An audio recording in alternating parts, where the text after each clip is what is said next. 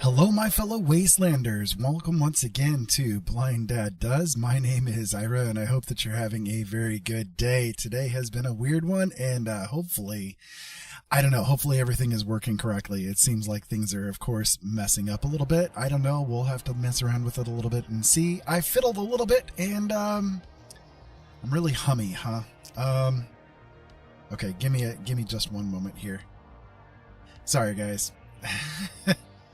Of course, things decided to go wrong today.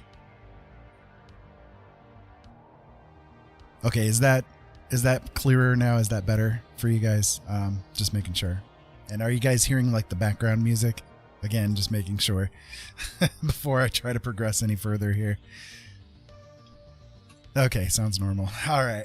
I'm sorry. Things have been a little bit weird, a little bit messy. I even forgot to turn my light on. Hold on. What a day, folks. What a day.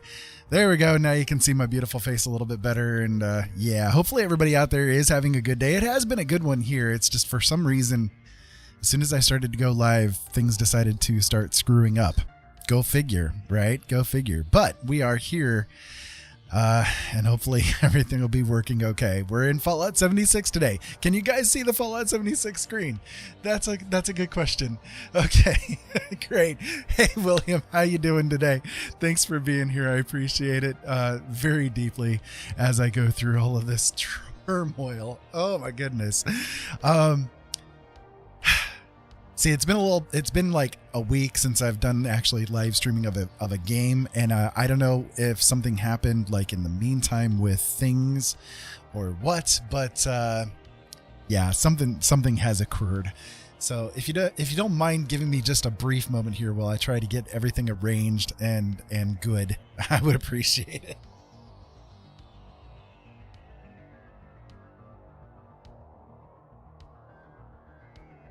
So sorry about this, guys. Of course, it happens like right when I hit the live button and I'm trying to scramble getting everything else done in the meantime, you know? Oh my goodness. The troubles. The troubles.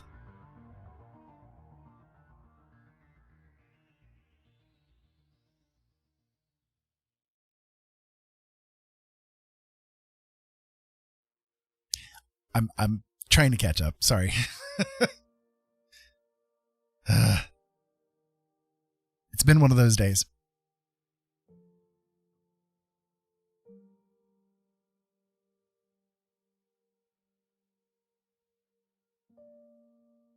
I hadn't even had a chance to do the little broadcast of, hey, by the way, I'm live or anything along those lines. Like nothing. I've had no time to do any of it. And I always give myself like 6 minutes to be able to get everything accomplished. Yeah, didn't have the time for it. It did not work out very well. Non-beautiful, that is for sure. Okay, I'm almost there. Sorry, give me one moment.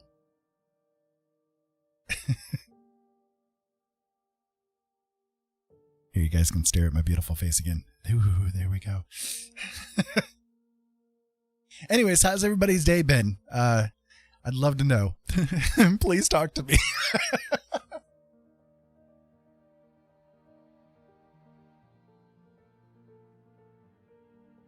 Okay, I think I've got everything reasonable again. I don't know, maybe.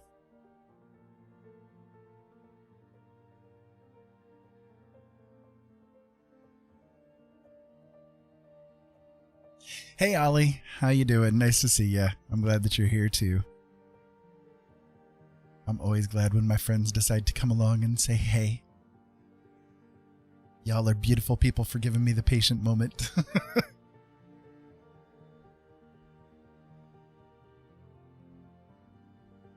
It's like, of course, like I said, of course, I try to go live, and that's when all of the things end up starting to pile on, just like the moment that I try to go live. Go figure. Go figure.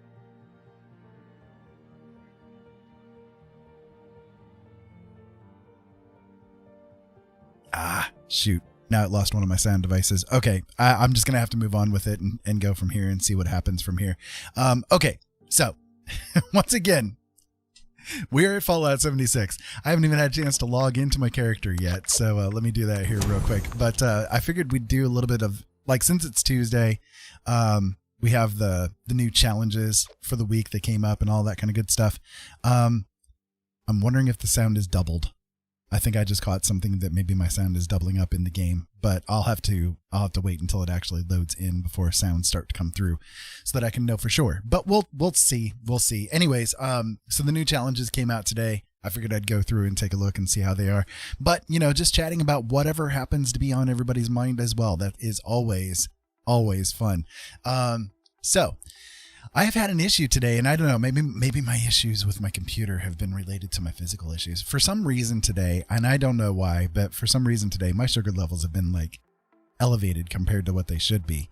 And I don't get it because I mean, I haven't changed my diet. I haven't done anything different. I don't know what's going on with it, but you know, it's just kind of like one of those things where you kind of wake up and randomly this kind of thing occurs. So, yeah, I know my voice isn't doubling, but it sounded like the game sounds were for that brief moment, but I do think it's okay actually after all. So let me see. No, it is doubling up. Yeah, it's doubling. Okay, give me a second here, guys. Sorry.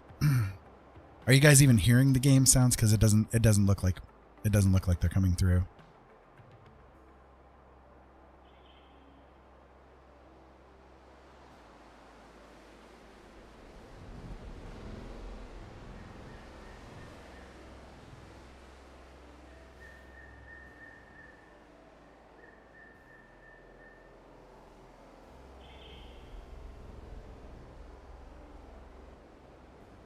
Okay, maybe that's a little better.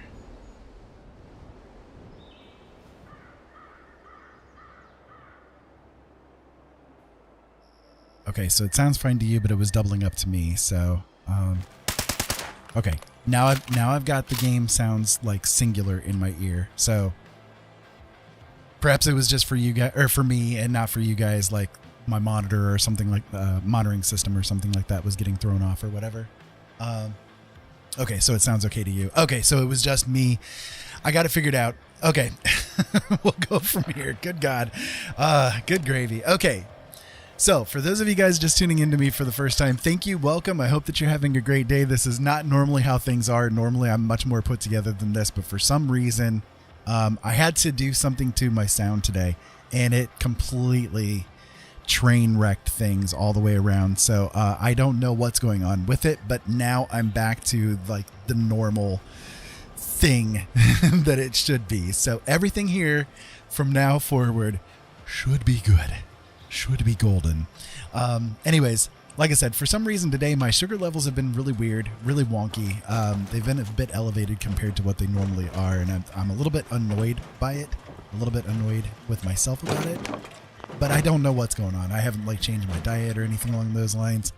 Everything has been basically the same, and just suddenly I woke up this morning and it was at like 150. Normally I'm at about 120. I do have type 2 diabetes, you know, but I have been diet controlled with it for a long time, so I'm not sure what might be causing said issue, but it is a little annoying to me, to say the least. Okay, let me go into the menu here and I will check the challenges for the daily and the weekly, and we'll see what we need to do. So complete an event, that is there every time. The daily operations thing is there every time as well. Join a group with another player. We'll have to jump on another server for that. I am on a private world, so we'll have to jump on another server for that one. Kill a creature while in a group. We can do that with no problem. Kill a glowing creature. That'll be easy. Leveling up, well, we might get that one done. I'm not sure today. All right, so then the weekly is build a floor, wall, or roof in workshop or camp 15 times. Well, we can definitely take care of that. Claim a workshop 10 times. Collect 1,250 caps. Complete a daily op 5 times. Gold star, those two are always there. 10 events. 76 creatures. 10 legendaries. And 3 levels up. All right. Well, not too bad. Not too bad of challenges this week. So my scoreboard right now, I am at level 40. Yeah, rank 40. So we're getting there. We're getting there. About halfway through the season so far. Not doing too bad. I haven't been logging on the past couple of days to get things done. I've been a little bit distracted doing other things. But that's okay. So for those of you guys curious about things, we are using an anti-armor, faster fire rate, faster reload fixer. This is a very nice weapon. I love this gun. We're also using as a backup weapon the vampire faster fire rate fixer. It doesn't have a tertiary effect, but it doesn't really need one, quite frankly. It's a pretty potent weapon in and of itself. And this is the build that I am making use of. I do need to put my gunsmith on because the last set of challenges, you needed to do repair work on weapons and armor and that kind of thing. And I had my gunsmith turned off so that I could make use of the weapons getting the damage. Hey S19, nice to see you. How you doing today? So it's kind of your standard commando straightforward build. However, I do have a couple of quality of life perks in there, so it's not min-maxed or anything like that, but it does enough damage to get me by, and good enough. Good enough. I do have contractor running on the intelligence as well because I'm going to be setting up a lot of workshops and that kind of thing, and I'm cheap and sleazy. I don't like to have to pay the resources, the doubled resources when you don't have the contractor on. So let us go ahead and start doing some of these events, and we can snowball ourselves from there. Good. I'm glad to hear it, S19. It's been an interesting day here. We had a nice dinner. Jolene and our son Seth cooked dinner for us and had some nice mac and cheese and potatoes and hot dogs and all kinds of good stuff. Fixer builds are really good, but it takes a little bit of doing either luck or a lot of trading to get the decent fixers, you know. Fixers in and of themselves have a couple of advantages in that they are kind of your standard combat rifles. You know, if you were to use a combat rifle and a fixer together, they're pretty much going to be the same, except fixers have that inherent property of being able to do better sneaking, and they also have a slightly better damage output than combat rifles do at their base. I've got kind of, I think, every what would be considered nice fixers. I've got bloodied fixers, I've got the AA fixers, I've got vampire and junkies. I've got, you know, just kind of like everything that would be considered quote-unquote good as far as fixers goes.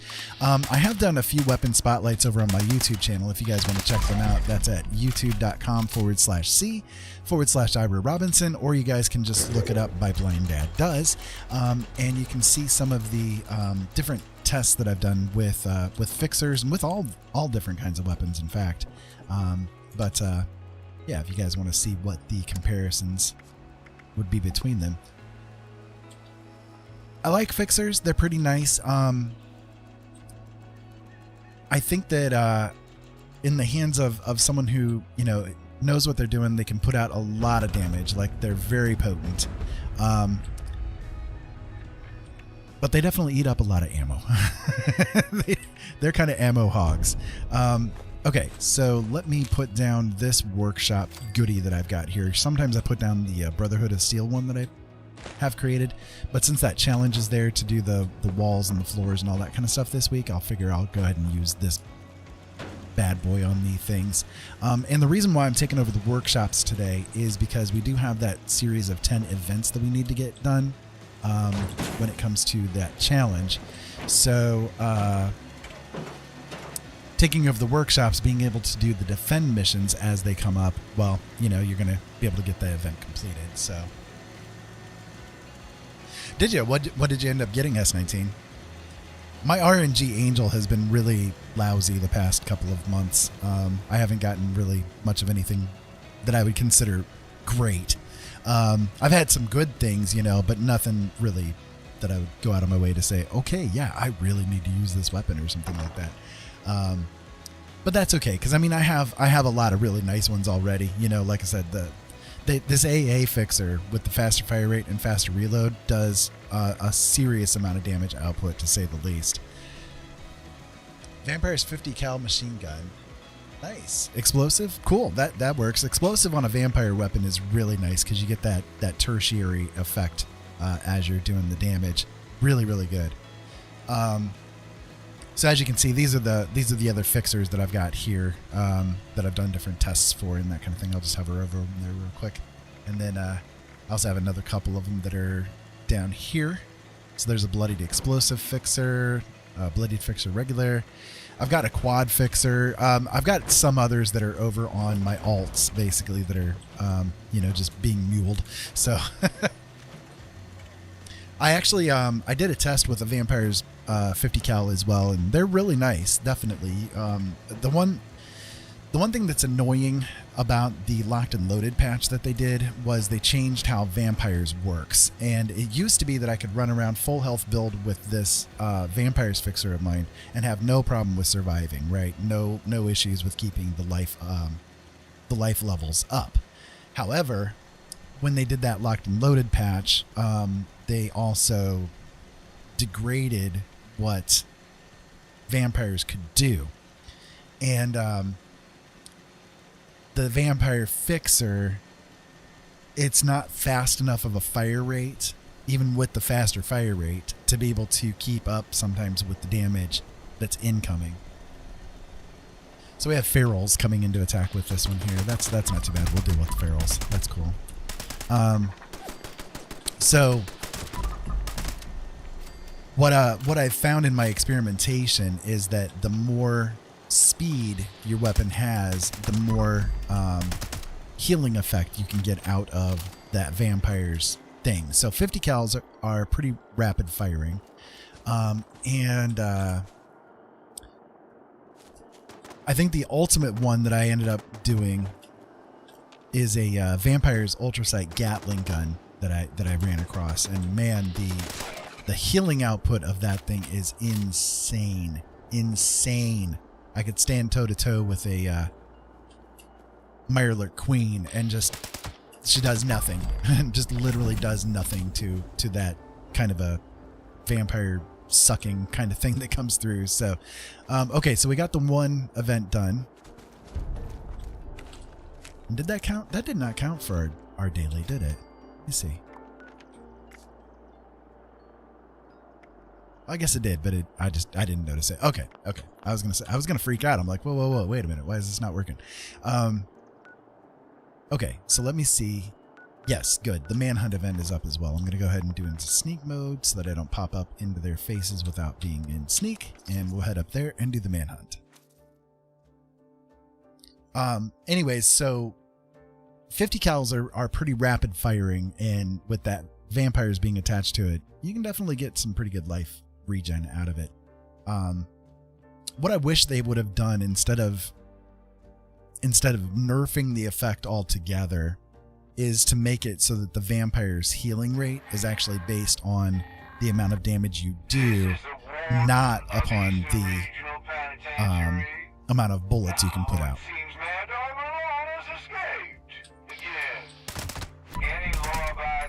I'll wait till he's done talking to Gilmore.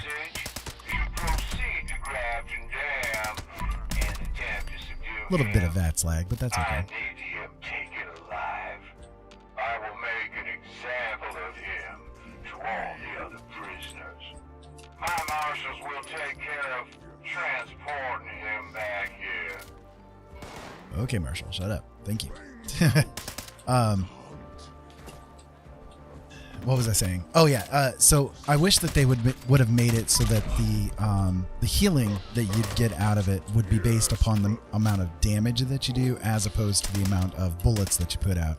Because, you know, something like a vampire effect on a Gauss rifle, for instance, where it's much more slow firing, and all of that kind of stuff, it essentially becomes useless. You know, if you're going toe to toe with somebody and you're getting the damage coming in, and you're only getting a very, very small amount of healing for this, like, boom, boom, boom, boom, at the most rapid that you can do, right?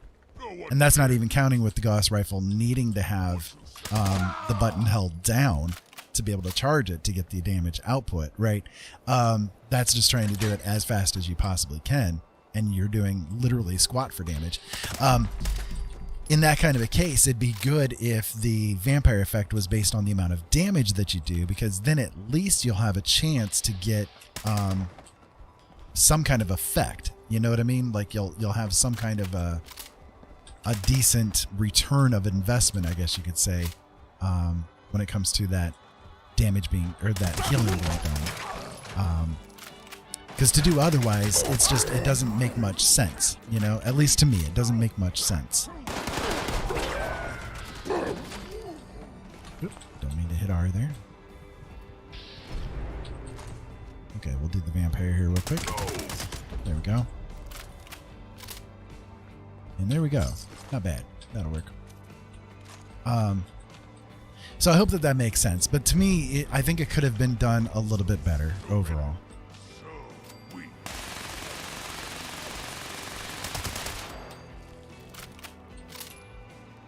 As opposed to just doing a generalized, let's just nerf it all together, you know. Well, why do that? There was an easy solution. Just make it so that it's damage based instead of just, you know, bullet based. But that's okay. That's okay. There we go. Okay. So we got that event complete. That's 2 of them now. That'll work. What weapons do you like to use right now, S19? Just out of curiosity. I like to do some heavy style weapons, but the Mando build is kind of my go-to. I enjoy it a lot. I used to do, for the first about year worth of playtime in the game, I used to do basically exclusively sniper build, which was a lot of fun. I definitely enjoyed it. It's so fabulous. It is fabulous indeed. But I didn't give Commando too much of a chance. You know, I had found some Commando weapons, but I preferred the sniper style. But once I switched over to Commando, basically I had gotten a hold of a fixer that I thought was pretty nice at that time. And so I switched over to trying out with the Commando, and lo and behold, I really fell in love with it. So that's why I do the Mando build. You can see, like, just the amount of damage output that this can do. You know, it's pretty extreme. At least when I don't get VATS lag and stuff. For those of you guys curious, I do VATS pretty consistently because I don't have the ability to see as well as other people do. So I am blind, you know, so I tend to do VATS because it makes it a little bit easier for me to get them targeted as opposed to trying to do the aim thing. The aim thing, I can get by with it if I'm absolutely required to do so, perhaps. But it kind of depends on the moment. You know, every moment for me is a little bit different when it comes to my vision. So I do VATS primarily because it makes it easier for me to at least find where the targets are. And I have put about 2,200 hours into this game overall since I started playing it. And so with that much playtime, I have kind of, I guess you could say, become accustomed to where the creatures spawn, how they're going to act and move and all that kind of stuff. So a little bit of a muscle memory to help me get by with things.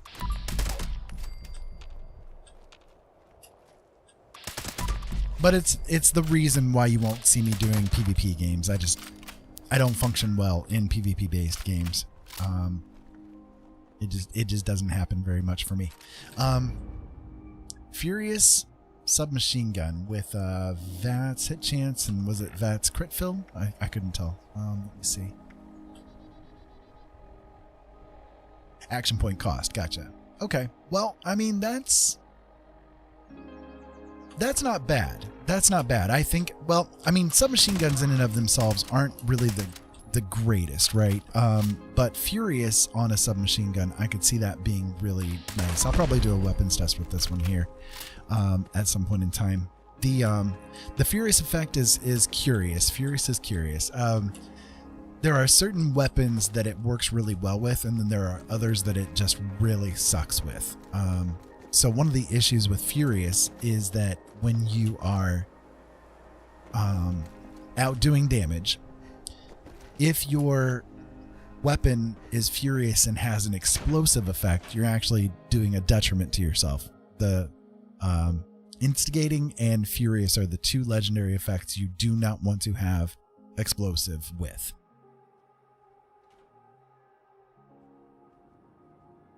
The reason for that with Furious is because the Furious effect states if you do damage to a creature, for each subsequent points of damage that you do to that creature, you're going to be doing progressively more and more damage, right? So the problem with having explosive on a Furious is that if you do happen to hit something else with that explosive effect, you know, like a secondary target that's there, and you tag them with that explosion, the effect of Furious is actually reset. You have to start it all over again. So it basically negates the Furious. So what's the point of having Furious on it then? You see what I mean? You may as well just have a regular weapon that has the explosive attachment. The legendary effect has no bearing on the damage that you're going to be doing. So that's the problem with Furious and having explosive. The problem with Instigating and having explosive is that Instigating says you will do double damage against an opponent that has full health. Okay? Well, if you're having explosive damage on that weapon, the explosion damage, yes, does count for that instigating effect. However, any secondary targets that get hit, even if they take 1 point of damage, are no longer full health. And therefore, when you go to do the shot against them, again, it's going to negate the whole fact that you're having the instigating there. You see what I mean? So what did I pick up? Was that a Gourmand's Death Tambo with endurance and regen, action point regen. Death Tambos are not that great, but I could see somebody maybe wanting to make use of it and try it out. I'm not a melee person at all. Like, I think the only time I've really ever made use of a melee weapon in the game is when I had to do the Heart Wrencher thing during the Valentine's Day event. So yeah, I don't do melee in this game at all. Just not my thing. I don't know. I'll probably put it on my vendor and see if anybody would want it though. Gourmand's is an interesting effect too. I haven't messed around with any of it yet myself, but I could see it being okay.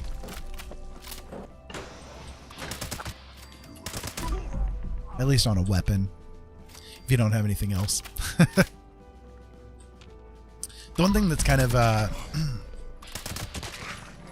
I guess, a little bit of an annoyance when it comes to this new stuff with Steel Rain and being able to like craft legendary stuff as well as adding all these new legendary effects in. While it's good, you know, to have a little bit more variety, and I'm all about that, I can talk about that here in a second. It also kind of depletes the pool of possibilities of getting like a decent thing, you know? Like, for instance, I don't know what they've done to tweak things, but I have found more guitar swords and tambos and war drums since this patch than I ever have in the entirety of the time that I have been playing this game. And I've been playing it since the get-go. So I don't know if they tweaked a button somewhere or something that says, hey, let's give more melee weapons out, and let's not only give out more melee weapons, but let's give out the weapons that nobody ever makes use of. You know, it's a little bit annoying because I'd rather get the, you know, some decent ranged items. I've also found a boatload of power armor pieces, which in and of itself isn't really all that bad, but the carry weight that these power armor pieces take up is just ridiculous. Like, and I don't want to waste the perk point on having to do the is it the power user? I'm trying to remember. One of the perk points or perk cards there in intelligence makes it so that your power armor is much less weight.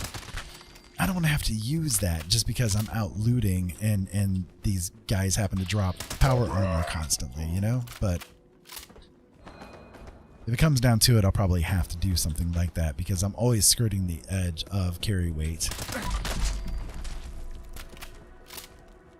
But anyways, overall, I do like the changes that they've done with the Steel Rain stuff, but there are a couple of things that are a little bit on the annoying side that I wish that they wouldn't have done. I think that the legendary crafting system is pretty good. Like the idea behind it, the base of it, and all that kind of stuff is a good thing.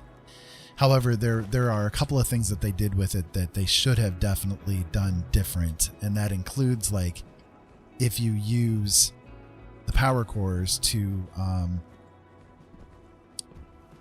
re-roll an item or something like that, and you're just trying to change the tertiary or secondary effect of the weapon that you're rolling, it'd be great if they could have figured out a way, and they could have had they just tried. I mean, honestly, they could have. If they had a way basically to make it so that if you use like a 2-star legendary core, that it would change the second star of whatever weapon you're making use of, right? If you change the first star, then it would change the primary stat. The second star would change the secondary. Third star would, you know. So, but they didn't do it that way, and that's kind of annoying because I'd love to be able to make use of the legendary cores that I'm getting to make, you know, better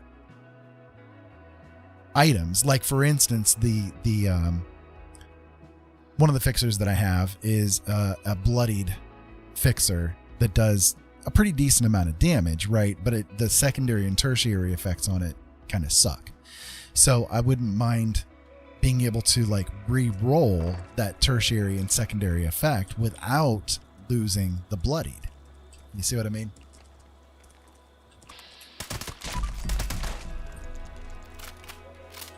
So it's a little bit on the annoying side as far as the decisions that they made with this stuff. But, you know, we're just the little peons that don't know any better and all that kind of good stuff, right? Don't get me wrong. Love the game. Absolutely adore the game. I haven't pumped, you know, over 2,000 hours into the game by not liking it, you know. But some of the decisions that they make as far as the game stuff is concerned is a little bit, I don't know, wonky. I think they could have done better, you know, but they didn't. But that's okay. I'm still here playing. I'm still enjoying it for what it is. I think I'm getting a little bit of pop lag. I have, of late, been getting a little bit of like lagginess on the servers when I come into this area where the Mirelurk spawn is. because there should be a couple of guys that pop up here pretty much every time, pretty consistently, and a lot of times they don't pop up, and then I'll like move away to go do something, and then they pop up. It doesn't look like they're going to this time around. Maybe these Mirelurks ended up killing them off or something, but yeah, a little bit of like what would be called pop lag, you know. All right, so let's see if the queen is up. There she is. Hello, beautiful. It's been a little while. How you doing? I almost took her out in one go. There we go. That'll do. That'll do. So I hope everybody out there is having a good day. For those of you guys just tuning in, welcome. My name is Ira, and this is Blind Dad Does. And, well, we're right now doing a little bit of Fallout 76, going through the weekly and daily challenges. And I need to check to see what more I need to do. So I need, let's see, 9 more workshops, 8 more events, right? A lot of caps. I've already gotten 4 legendaries. That's actually kind of shocking. Sometimes when I have that legendary one pop up, it like takes ages for me to actually get the legendaries to pop. There was one time like it took me almost a full week to get the legendary to pop. The 10 of them, you know.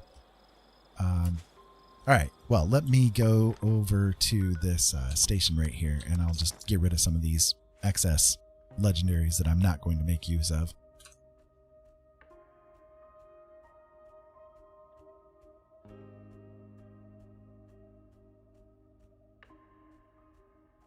So again, I'm sorry about the beginning of the stream and the weird stuff that was going on there. I'm going to have to kind of delve into my system again after the show tonight and see what I need to do to fix things up.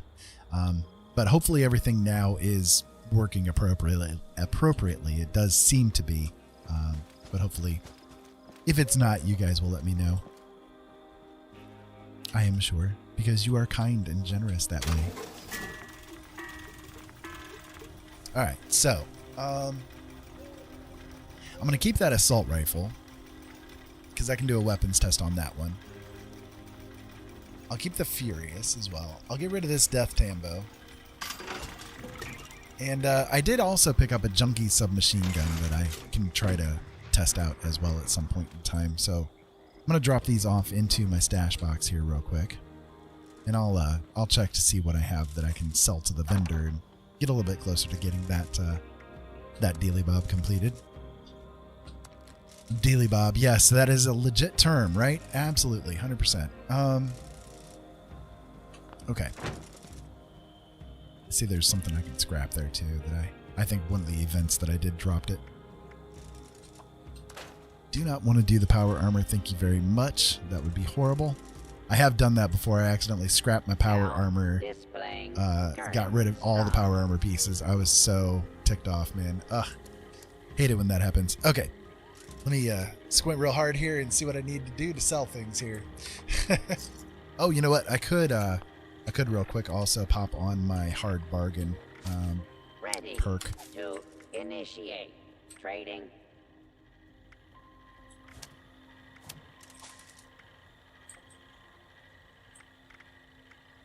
There we go. Just to get that little extra couple of caps. Why not? It's there. How Okay, can now we'll I assist you today? You can assist me by giving me all of your money. Yes, all of your money.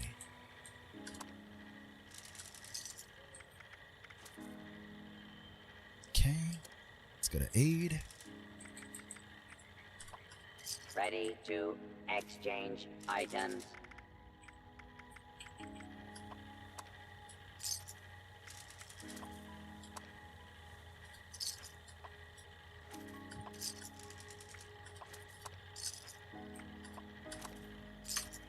Now displaying. Okay, let me see how close I am at this point with that then.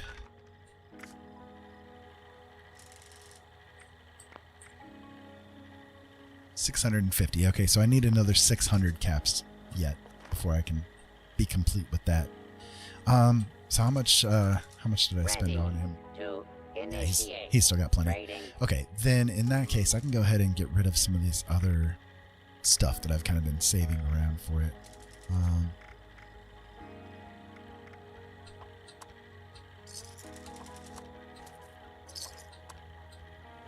How can I assist you today?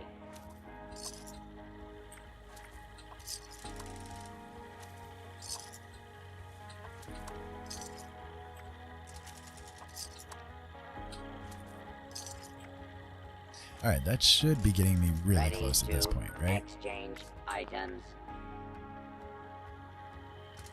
Ah, like 110-ish points away, 113. Okay. All right, let me see what I have in my stash that I can just drop on him here real quick. I don't know if I have much of anything, but we'll check it.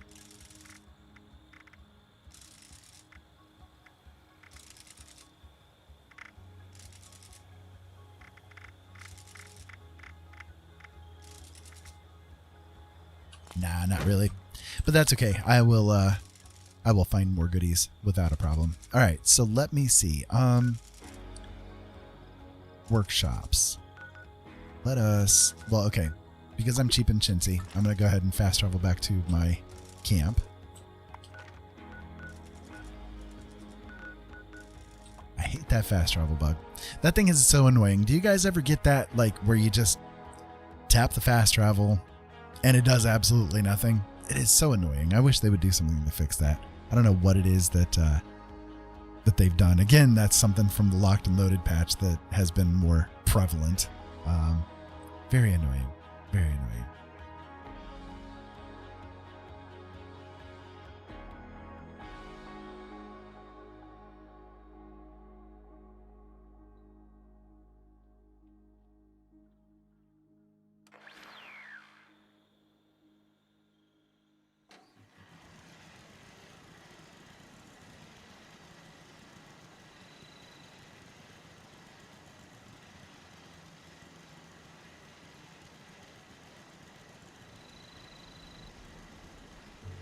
Okay, so now that I'm here, let me go ahead and drop my goodies off into the scrap box, and let's see. I will go over here to the landfill first, I guess.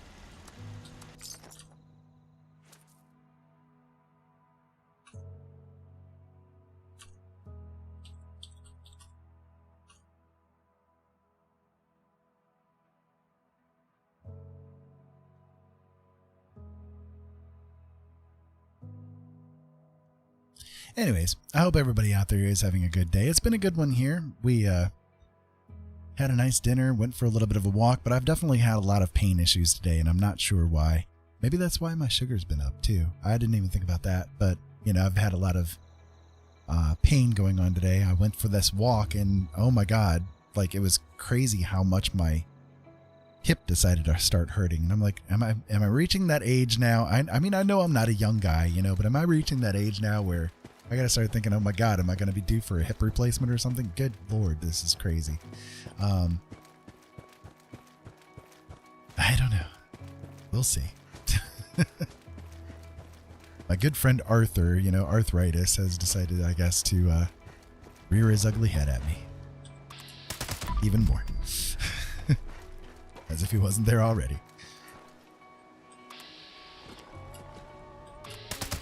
All right. Let's see where the other doggies are here. There should be another couple of them left.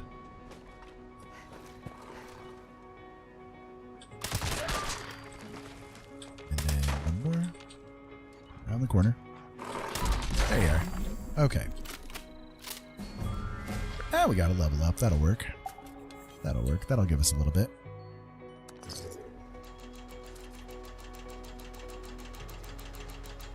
And then we'll take a look and see what workshop goodies we still have to do yet. Okay, actually, when we plop down the workshop here, that should take care of that one. No problem. That'll work. I'm happy with that one.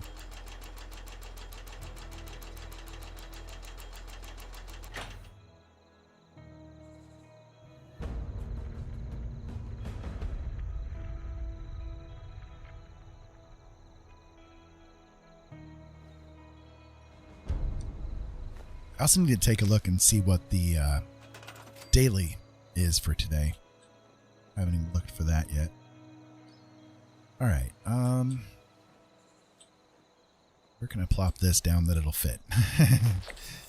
That'll work. Okay. So there we go. We got that one done then too. That'll be helpful. I just jumped full over that. That was crazy.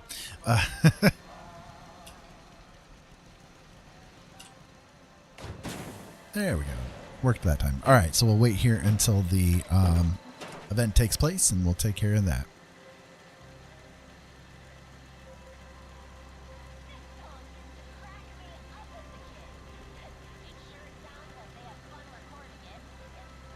So what's everybody been up to today? I'm very curious. I'm always wondering how people's lives are going and what they're doing and you know, how it's going. So speak to me. I'm talking into the void. It's terrible. Just terrible.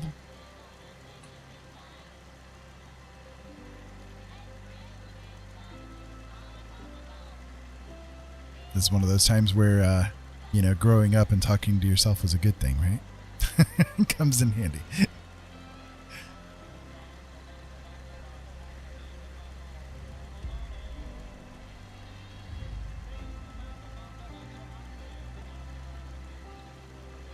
Okay, so we'll have the event pop up. Hopefully it is not going to be mole rats or oh shoot, what the heck are they called? Liberators. Hopefully it's not liberators or mole rats, because I hate both of those. With a passion. With a passion.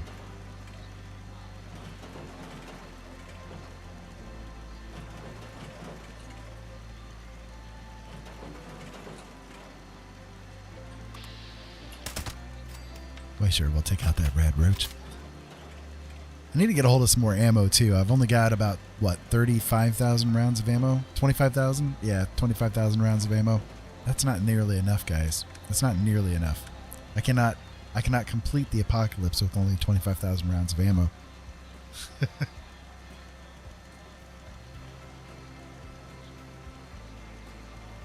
So I'll probably have to spend some time farming up some lead again, just so I can create a lot more.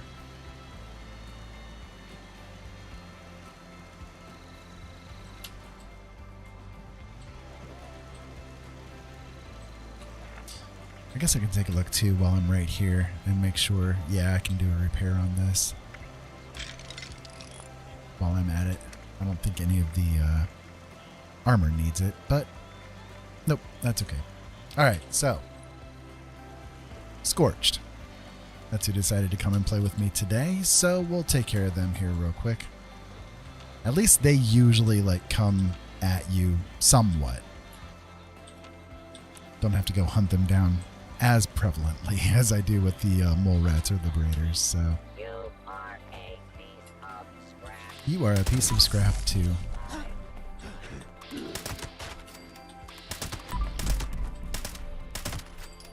we go.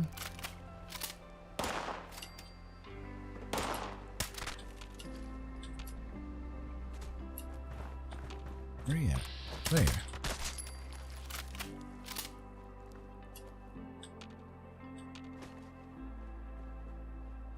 Okay, next group. Way down there.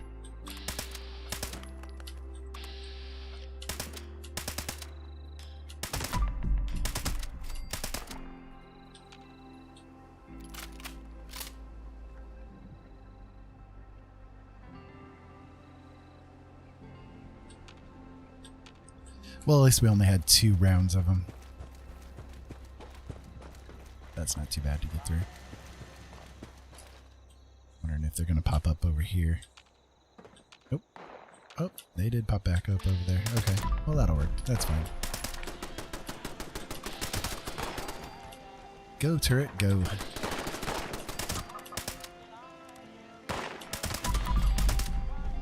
There we go. Okay, so there's another one of the events done. Okay, let's see. We can head over here to Poseidon as well and get that one done. I oftentimes avoid doing the power plants just because you get that annoying mission pop-up that just won't shut up and you can't get rid of it until you log out and all that kind of stuff. It's really annoying. It's hard work. It is hard work being out here.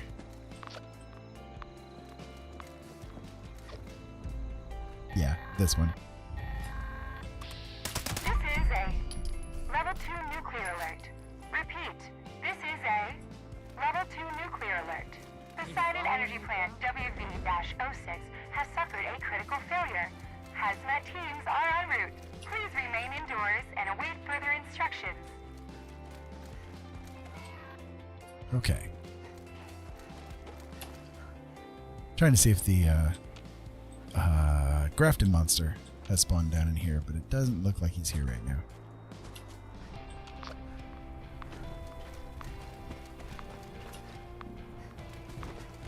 Oh, nope, there he is. Hello, big guy. Come on over.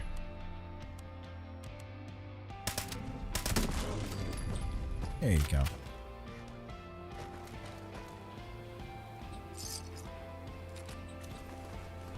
We'll get him looted up there, and then we'll take over this workshop.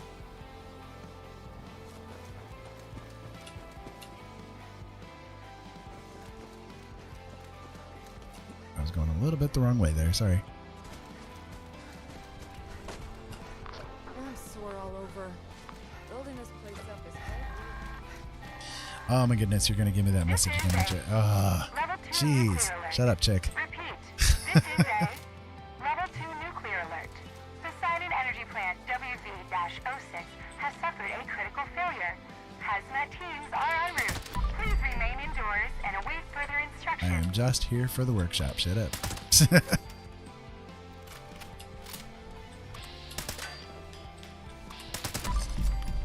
Okay.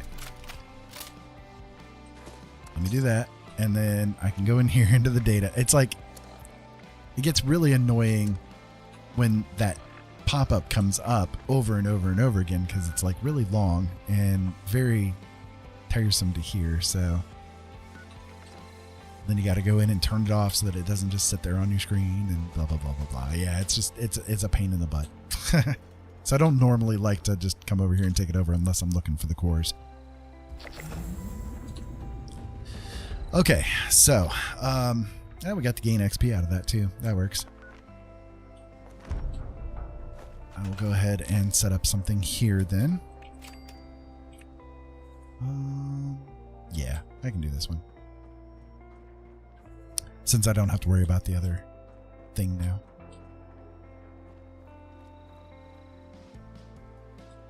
If I can get it down. This one does not like to place very much in this area. It's a little bit of a pain to get it to go. There we go. That'll work. And then I will hop into it and take a quick nap. Did everything spawn? Yeah, I guess it did.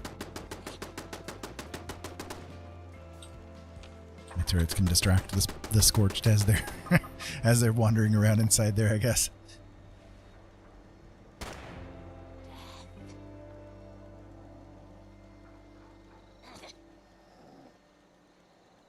I just today got the new Brotherhood Armory thing, and I'd like to maybe mess around with that a little bit, see what I can build as far as a workshop goes for that one too. I like to have these little pre-made fabricated things on the blueprints to do the workshops with, just so that you don't have to like worry about rebuilding it every time. And it gives you, like the one I've got set up here, it's got every crafting table in it and everything.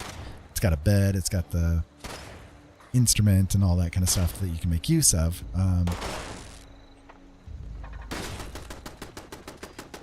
All right.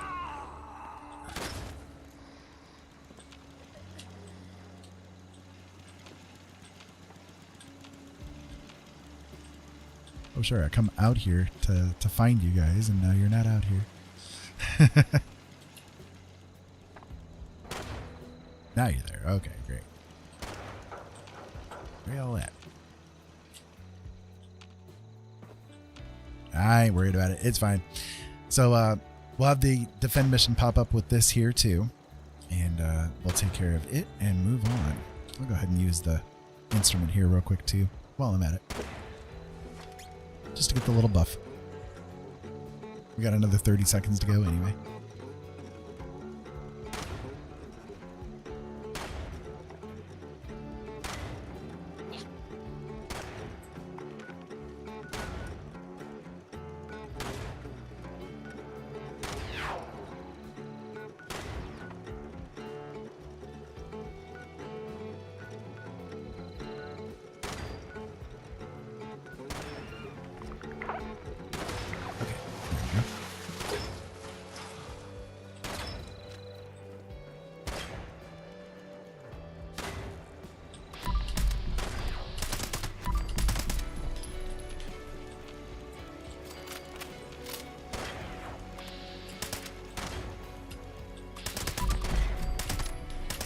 Okay, we got ferals this time again.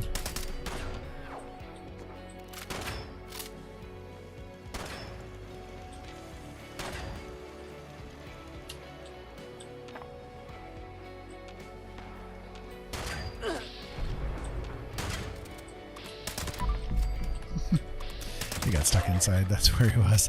I was trying to figure out where the heck he was firing from. I kept hearing it. And I'm like, I don't have a clue where he's at.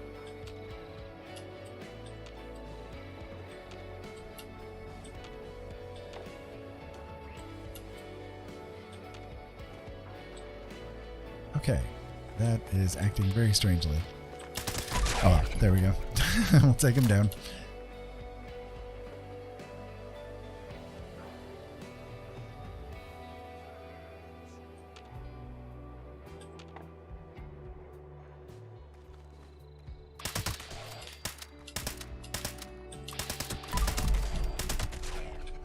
I think I was getting a little bit of VATS lag there or something. That's kind of annoying.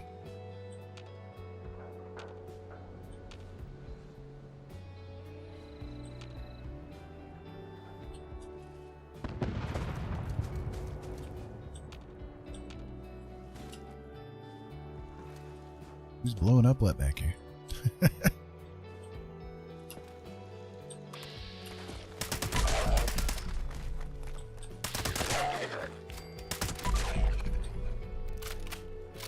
Okay. Got what? One more? Two.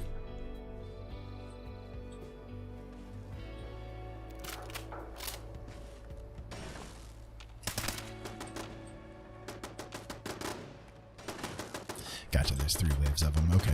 I was thinking it said 2, but I guess not.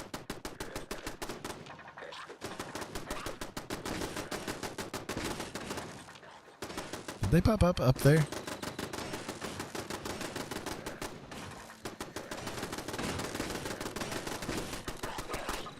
I think they did. They did.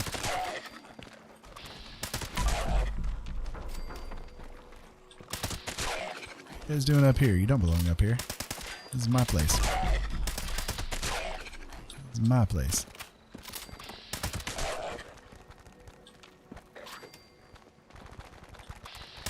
Very bizarre. They're acting very bizarre today.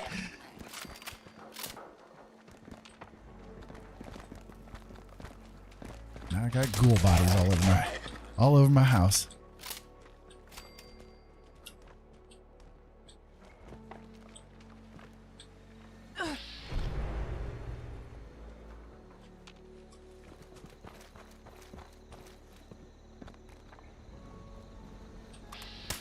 There we go. That should do it. Yep. Okay. Put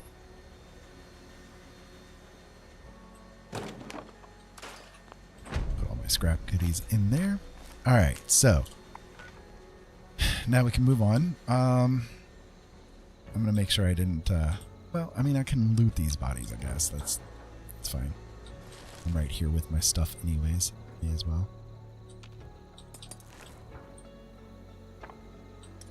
I can use the stuff.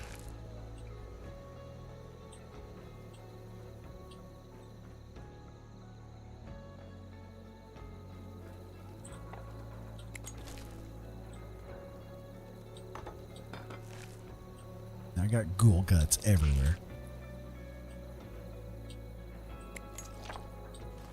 Damn ghouls.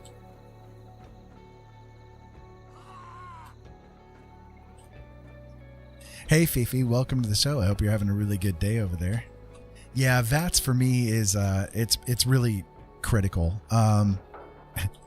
Critical. Mostly because of the way that my vision works. I really do need to have some kind of assist with it. Because a lot of times in this game, it's really hard for me to discern where the landscape is and where the creature is. So having VATS to at least help me, focus my aim in the direction where they're at the very minimum is helpful. But then, the rest of what VATS can do when you build a VATS build can be really good. Can be really nice. I enjoy it.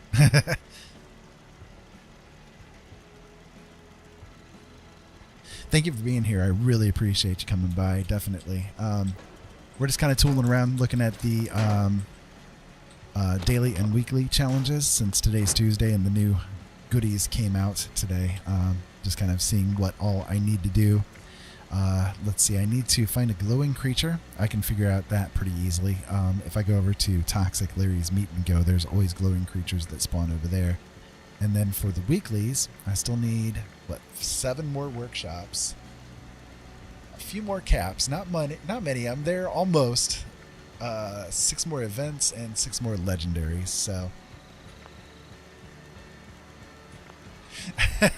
Yeah, so what I've got going on here is my main weapon is don't want to hit that. My main weapon is a anti-armor fixer with faster fire rate and faster reload.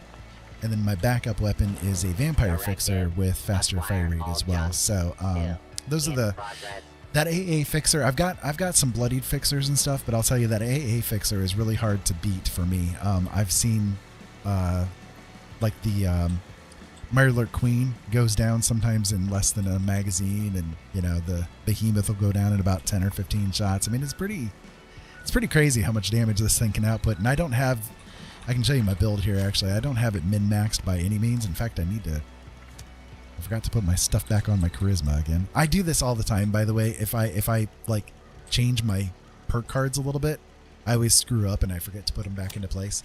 So give me a second here. Anyways, there you go. So you can see the build that I'm using. It's not min-maxed by any means, but it definitely does the trick. And it's got some of the quality of life perks that I look for in a decent build. So, all right, let me go over to Toxic Larry's Meet and Go, and I will, if I can find it. I always have trouble finding it. But anyways, glowing creatures spawn over there. Where you at? There you are. There we are. There we go. Okay. Thankfully, the fast travel bug didn't kick in on me there because it took me a little bit to find it.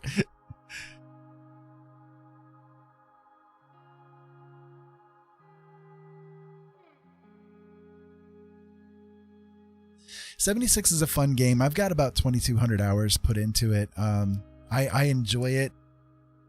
I do think I like Fallout 4 a little bit better overall, but there's not as much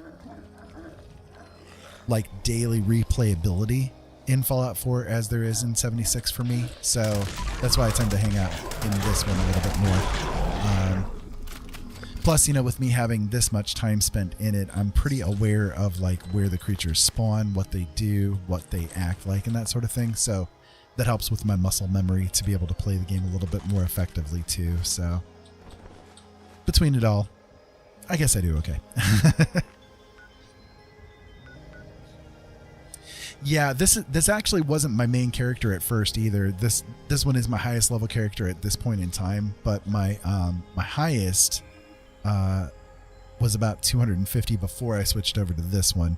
And that was before they like in this more recent patch zone, they have added the ability to be able to switch your build pretty easily.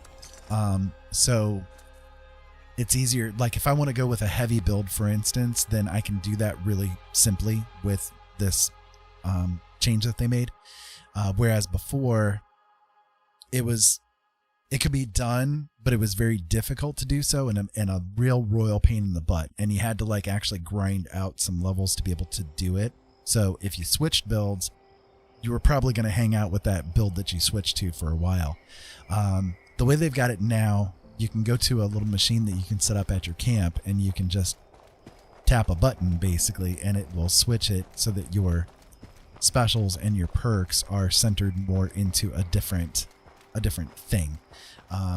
So having alts nowadays with it is much less necessary compared to how it was, you know, just even a few months ago. So, okay. The behemoth is up. He is awake, and let me go ahead and let him get a little bit closer so that I can loot him up pretty easily.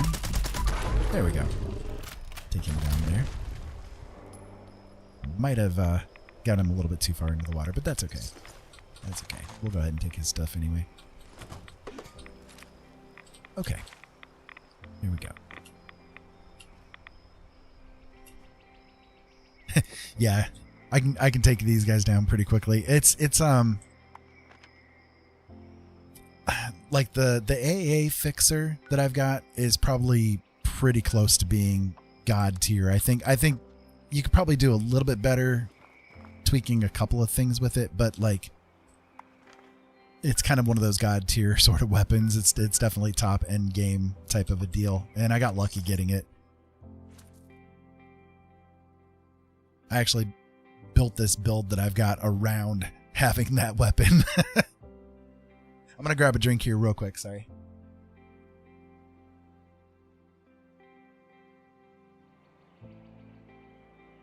If I can figure out what I did with it. What the heck did I do with it? There it is.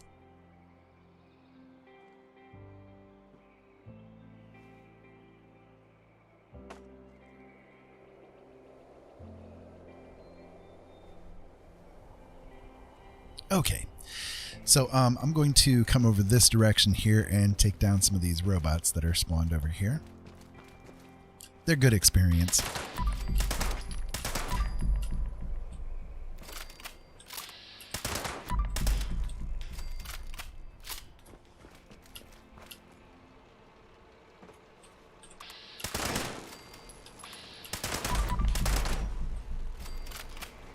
Okay, now I can take out the big guy over here.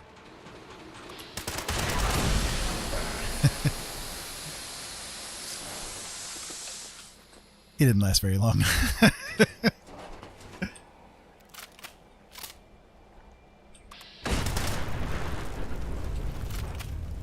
Big bada boom.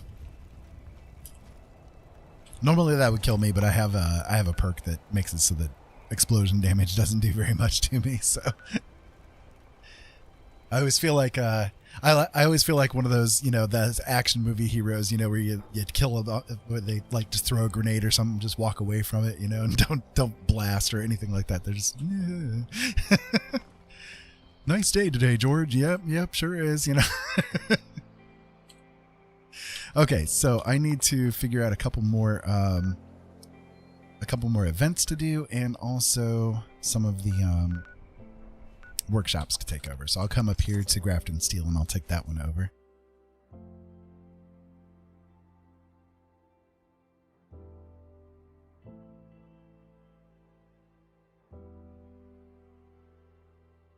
So what you been up to over there today, Fifi? Right, exactly. Yeah, it's like I'm one of those people that always thinks the realism in things, you know, like what's going to be like the most realistic stuff, right? So it's like, I know how physics works. If somebody was to throw a grenade and just kind of like be, I don't know, 20 feet away from it, and then, you know, turn around and walk away from it or whatever, nice big explosion, the bus explodes behind them or some kind of stuff like that, you know, it's like, you know, you'd probably be dead or like at the very least have concussion injuries, right? I mean, at the very least, you know. One of the best parodies that I've ever seen of that kind of thing was one of my favorite movies of all time, UHF, with Weird Al Yankovic, and he was doing this scene in the movie where he was acting like Rambo, and if you've never seen the Rambo movies, basically they are like the most ridiculous movies ever. They're okay, right? But like the most ridiculous actiony, you know, kind of things ever. And so in one of the scenes, like he gets a splinter and he's all like, "Oh," you know, just like trying to take the splinter out and all that kind of stuff. Yeah, it's crazy. Anyways, one of my favorite movies ever. I love that movie. It's like that the ridiculousness sometimes of action movies just kills me. All right, I've got what, like 3 or 4 more kill to do over here, right? Yeah, I think I'll have to go back up here. Yep, there's a couple of them. A boy and his dog.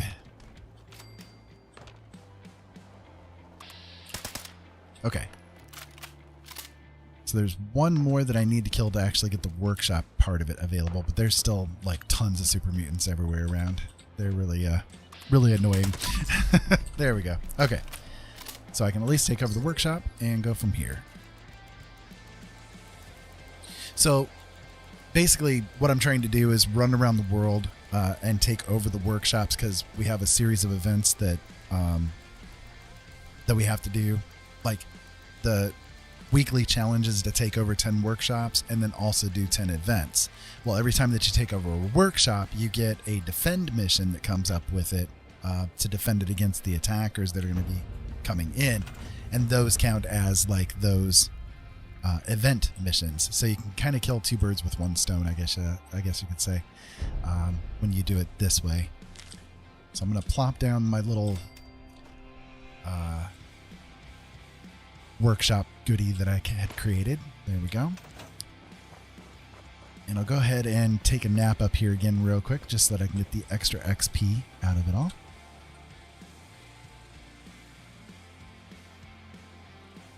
Oh, you got that D&D group going. Awesome. Awesome. That's cool.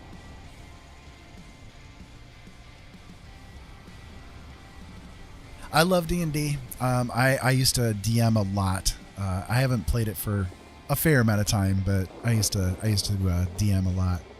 I like doing it.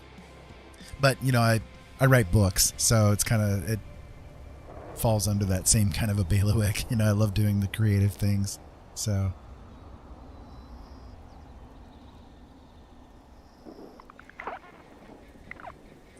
all right. The defend mission should pop up here in a moment. Should being the working word. I need to turn off some of this other stuff too. Where's the Kappa squatter thing? I think that's, yeah, well, I need to do this one, turn that one off. I get a little annoyed when all the stuff is over there on the side of the screen at me. Yeah, toggle that one active. So now it just should be those 2. Yeah, okay, that'll work. A little bit easier to manage. My favorite role-playing game ever, though, like I grew up with D&D. I'm old enough that I was around when D&D first started coming out and getting popularized. So I remember being a teenager playing D&D and just absolutely falling in love with it and loved it, like loved every minute of the experience with it. And then they came out with another role-playing game that I got even more into in the end. Just, I don't know, absolutely adored it, and that's Shadowrun. God, I love Shadowrun. It's a great, like the concept of it is really cool. I didn't necessarily care for like the way that the dice work was. I think that it could have been done a little bit better, but like if they had kind of taken the same ideas that they had for how Shadowrun works, or you know, the story and everything that's in it, and kind of did it with the D20 style rolling, I probably would say that it's like the ultimate awesomest game. But oh, the stream was skipping. I'm sorry.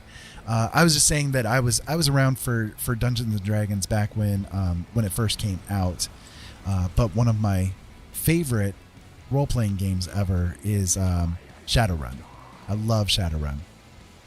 Love the story of it. Love the concept of it. It's a great game. I do wish that they had done things a little bit differently with Shadowrun, like made it so that it was just a little bit more maybe tweaked towards the way that Dungeons and Dragons did things, because the dice work on it is a little wonky sometimes, but overall the actual game itself I think is really good. Shadowrun came around, I think it was right at the late 80s when it got released, and it's not very popular today. I mean, Dungeons and Dragons definitely has a lot more popularity, and always has. I mean, it's the granddaddy of them all, so you know it's always going to have like the edge over everything. But Shadowrun is think how Dungeons and Dragons is with the dragons and the elves and orcs and blah blah blah blah blah. It's basically everything about Dungeons and Dragons except done in a modern day setting. It's really cool. It's where the idea of like the Matrix and all of that kind of stuff really started to get developed. You know, it's like pretty cool. So, oh hey, thank you for the hosting. I appreciate it. That's awesome. I deeply appreciate it. And we got mole rats this time around for the defend mission, and I hate mole rats with a passion. They are just ugh. My most hated enemy, other than liberators. Those two are just the biggest pains in the butts in this game.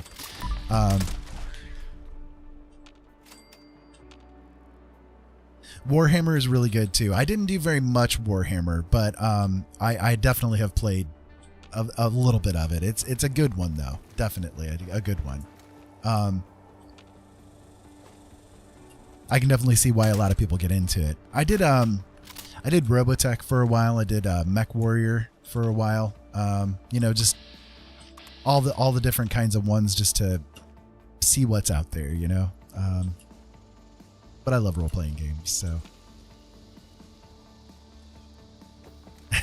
Ugly as sin, yeah. All right, these others spawned somewhere, and I'm not sure where they are. I gotta go hunt.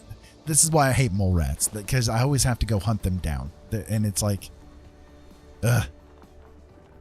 Just come at me, man. Get it done and over with. Now I gotta go over here and mess with the super mutants. Pain in my butt. Let me see. Can I turn down? Yeah, I can turn that off.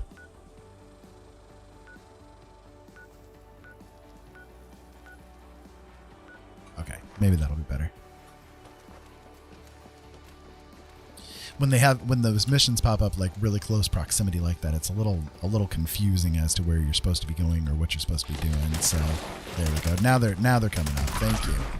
Thank you, mole rats, for doing your job and coming at me. Okay, now we can go on with the defend mission. Hey, One-Sin, welcome. How you doing today? We're just over here in Fallout 76 having a little bit of fun, doing some of the daily and weekly challenges that popped up since today is Tuesday and the week reset. I'm unfortunately trying to take care of these mole rats, and mole rats are my most hated enemies. I can't stand them. It's like they don't come at you. You have to go hunt them down. They're just a pain in the butt to try to do. They're really annoying.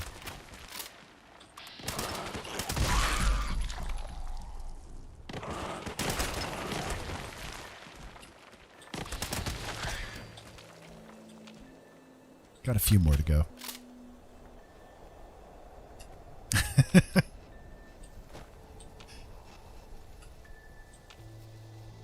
We're just talking some about role-playing games like Dungeons and Dragons and Warhammer, Shadowrun, all of that kind of stuff. For me, Shadowrun was probably one of the most ultimate for me. I mean, I grew up in the era of Dungeons and Dragons. It was, you know, I came up, my teenage years were spent playing D&D, you know. There we go. Got that one done, maybe. Nope. Never mind. That was another defend mission popping up for me. I really enjoyed it, but when I first played Shadowrun, it like, I don't know, something about it just really attracted me in a big way. I loved the way that they came up with it, the storyline of it, all that kind of stuff, you know, kind of taking the ideas of D&D, but putting them into a more modern setting with technology and all that kind of stuff mixed in with it too. Just for me was always a big attraction, you know? So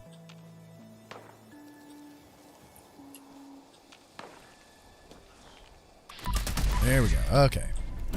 Thank you for letting me get the defend mission done. Ugh. Mole rats. Hate them. Alright, let me dump this stuff off here real quick.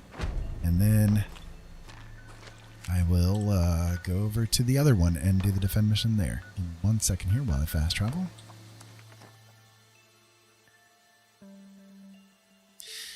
So how's your day been there, One Sin? Hope that it's been a good one. It's been a pretty decent one here. We've just been kind of tooling around for the past couple hours with some Fallout, and the Fallout universe is definitely one that I love too. You know, I'm always a fan of post-apocalyptic kind of stories, so it tweaks my interests.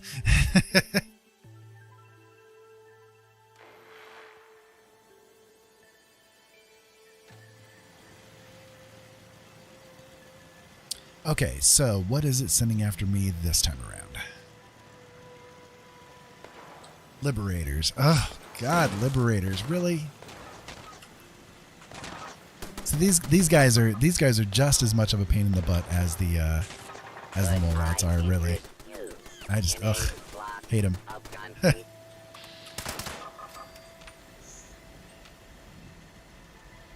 The other enemies in the game, they're okay, you know, but it's like those two in particular are just blah. Mainly because they don't come at you, you know, like they don't, like, see this one right here. Okay, he's way over here as opposed to being where the workshop itself is. He is way over here. He's attacking my house because that right there is where my camp is. And so he's just, instead of coming at me and you know, actually coming after the workshop and stuff, they have the tendency to just go wander around the universe wherever they want to go, and then you got to go and hunt them down, you know. 3 was the best in your opinion. 3 was really good. I really liked the way that they did it, and it again, I kind of grew up in the era of when Fallout first came out too. I mean, I played it back in the 80s when the first game came out, and fell in love with the whole concept of it, the whole universe of it.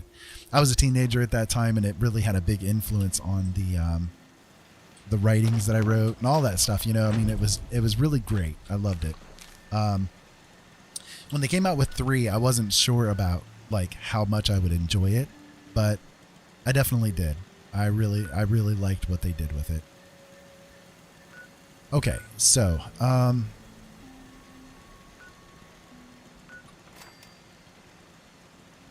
okay, so yeah, we've got that other miscellaneous mission that's popped up there. I was trying to figure out what the heck it was trying to tell me. Nope. Don't want to click that.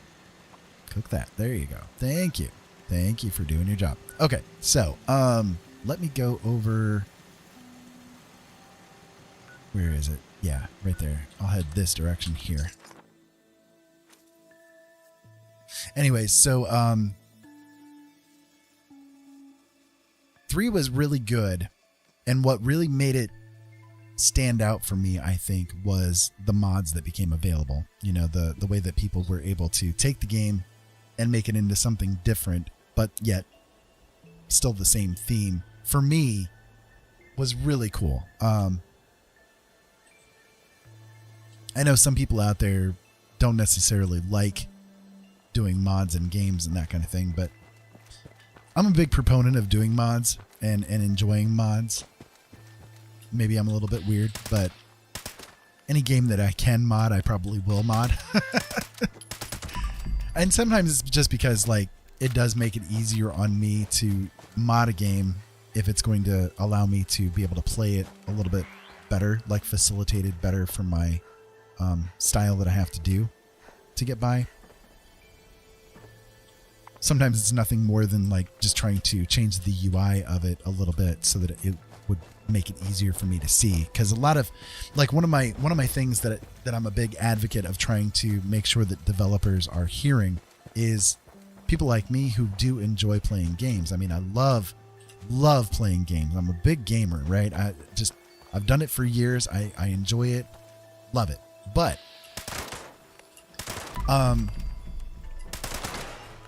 not as many games are developed with the awareness that there needs to be accessibility for it as there really should be. Like, there are a lot of games that I would really love to play, and I've tried to get into them, but I can't because the game itself, the UI or the way that the color schemes and everything like that are, it's like it really becomes impossible for me to try to play it. So one game that comes to mind is Planet Coaster. I absolutely loved and adored like the roller coaster tycoon games and that kind of stuff, right? Just loved them, and I played them for hours and hours and hours.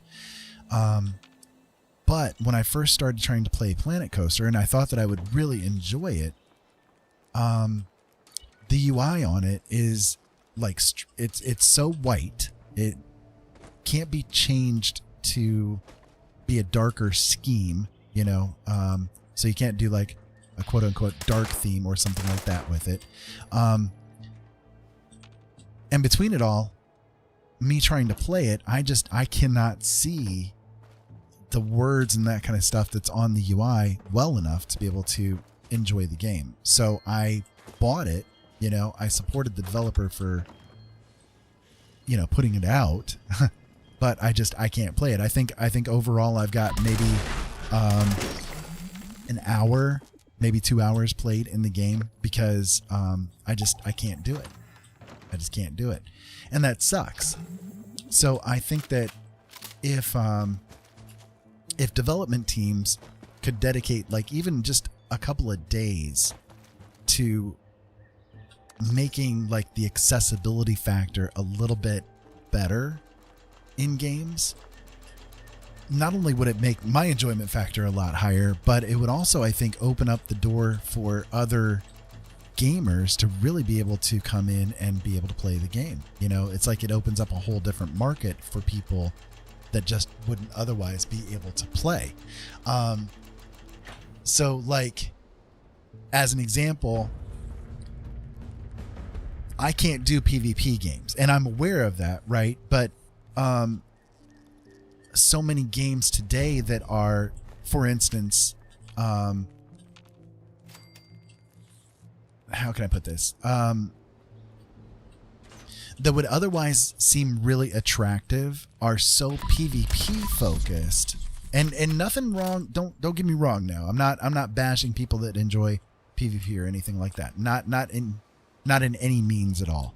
But when a game like is super PvP centric and there's nothing that you can do to change it otherwise, like there's no real PvP options and that kind of thing with it, then it's literally a game I am never going to pick up.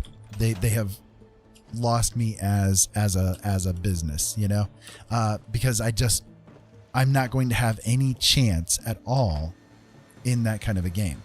It sucks because there are games that I would love to give a shot too. One game that I really tried to enjoy, and I did enjoy a fair amount of, but it was before my blindness really started kicking in hard, was PlanetSide. I mean, I loved that game. I loved the concept of the game, but because it's all PvP, it's now locked out to me. Like I cannot do it. So when developers develop games and they develop them specifically for PvP purposes, especially as like an MMO or something like that, you know, like if this game, when this game first came out, one of my big issues with it was that the PvP was very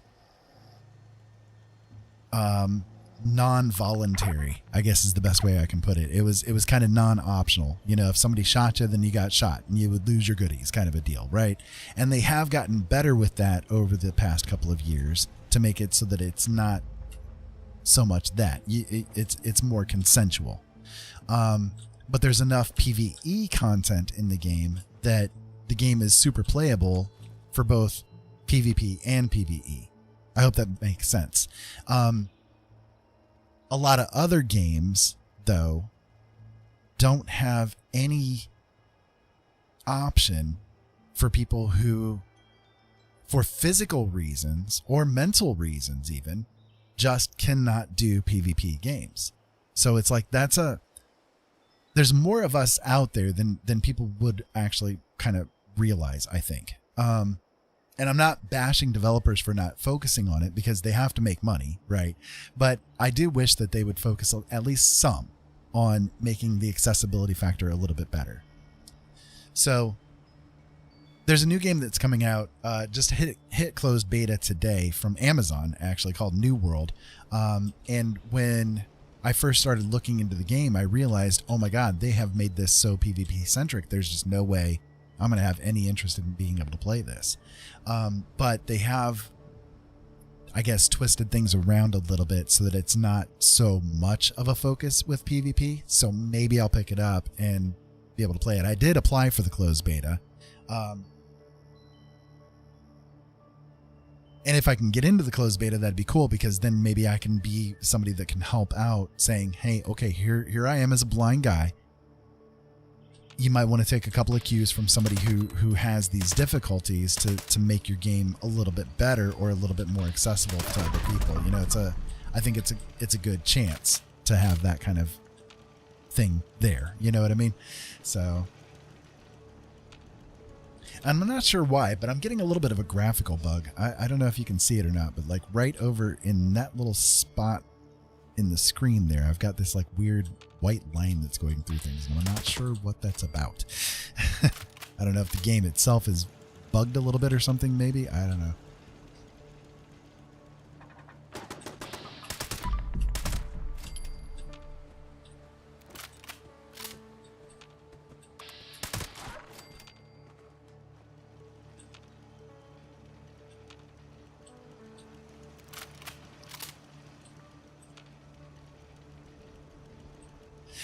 Yeah, screen tear. Yeah.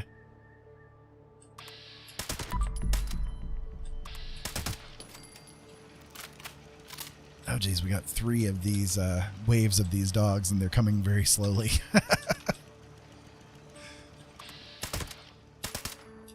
Bad doggy, no biscuit.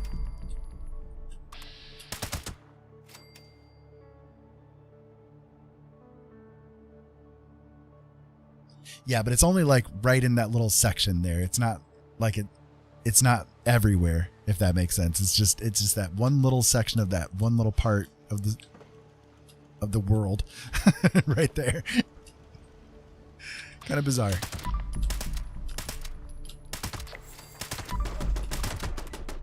Like something on the map itself or something didn't load correctly.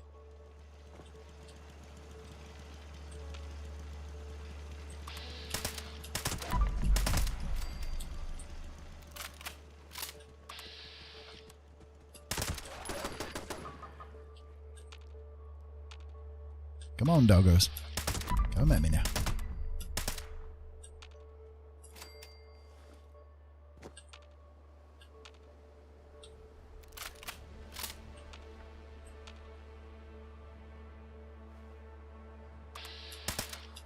There you are.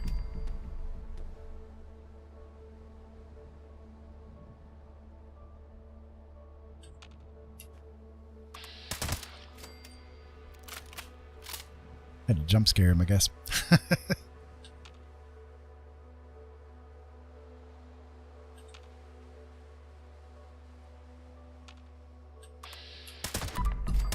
kind of funny, they're all coming from this side of things. They usually come from all different directions.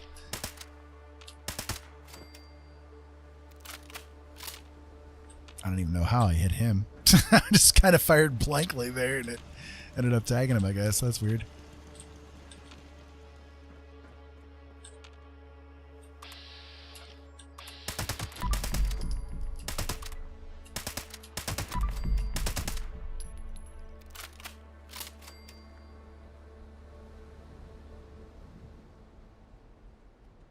Ah, gotcha. That's cool.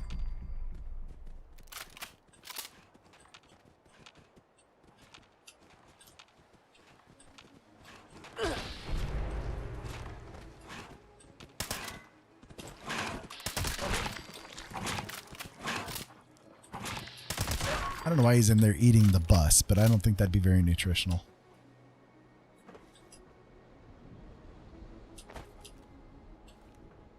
Seems like a bad thing for your teeth.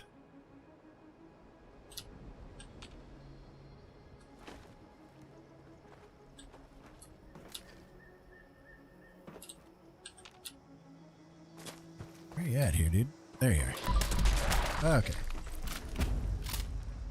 Good. Now we got that one done. All right. So we can move on now. How much more do I need? I need, let's see. Need to join a group with another player. I can do that. I'll have to hop onto a different server for that kind of a thing. But, 5 more workshops, 3 more events, and 5 more legendaries. Okay. I don't think I'm going to get the legendaries one done today. I haven't seen that, but let me see. Oh, there's a supply drop there, huh? I didn't even see that pop up. Okay, well, we'll go do that real quick. We can do that.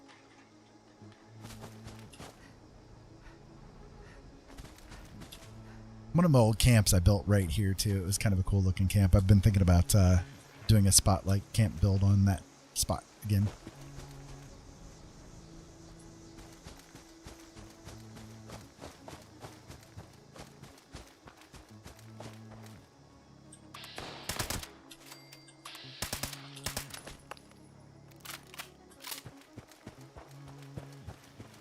This is my goodie, guys. My goodie. You can't have it. I'm going to take it. It steals it. It's all mine. It was not worth it. It was not worth it. All right. Well, let me go back to my camp here real quick. Nope, I don't want to rename the camp. I want to fast travel to it. There we go. I'll head back to my camp here real quick. I'm going to log out and I'm going to log back in onto a public server, join in with public team, get that part of the events done, and then I can redo the taking over of these workshops so that I can get that event stuff completed there. Okay, so workshops, you can have an unlimited amount. You can have as many as are on the map at any given time. Camps, you can only have 1 camp at a time active. With the new patch that came out a couple of months ago, they made it so that you can have more than 1 camp stored, but you can only have 1 camp active at a time. But you can switch which ones are active basically at will. As long as somebody else hasn't built a camp on that same spot on the world that you're on, then you can put a camp down there. So not too bad. Not too bad. So like I have this camp here. This is the one that I have active, but I also have another camp right here. And if I wanted to make use of it, the only thing I have to do is click right here to make it an active camp. This one would disappear, and then this one would be the active one that I would go to. So you can also have shelters as well. So like this right here is my entrance to my workshop shelter, which I can show you here real quick. If you go through it, then this takes you into basically a different map entirely. This is singular to you, and anybody that's on the world can come into it as well. But the build rules and all of that kind of stuff are a lot different within the workshop or within the shelters than they are in the upper world, because these are all like individualized to you. The way that the shelter building system works is much more akin to the way that the settlement system in Fallout 4 works if you have like place anywhere active. So that mod, place anywhere, I don't know if you've run across that one or not, but basically the idea is that like if I wanted to put something down, like, oh, I don't know, this camp thing right here, right? This cooking slot thing right here. I could literally just plop it right here and it's floating in midair, you see? So like there's no true rules as to what actually works or doesn't work within these shelters.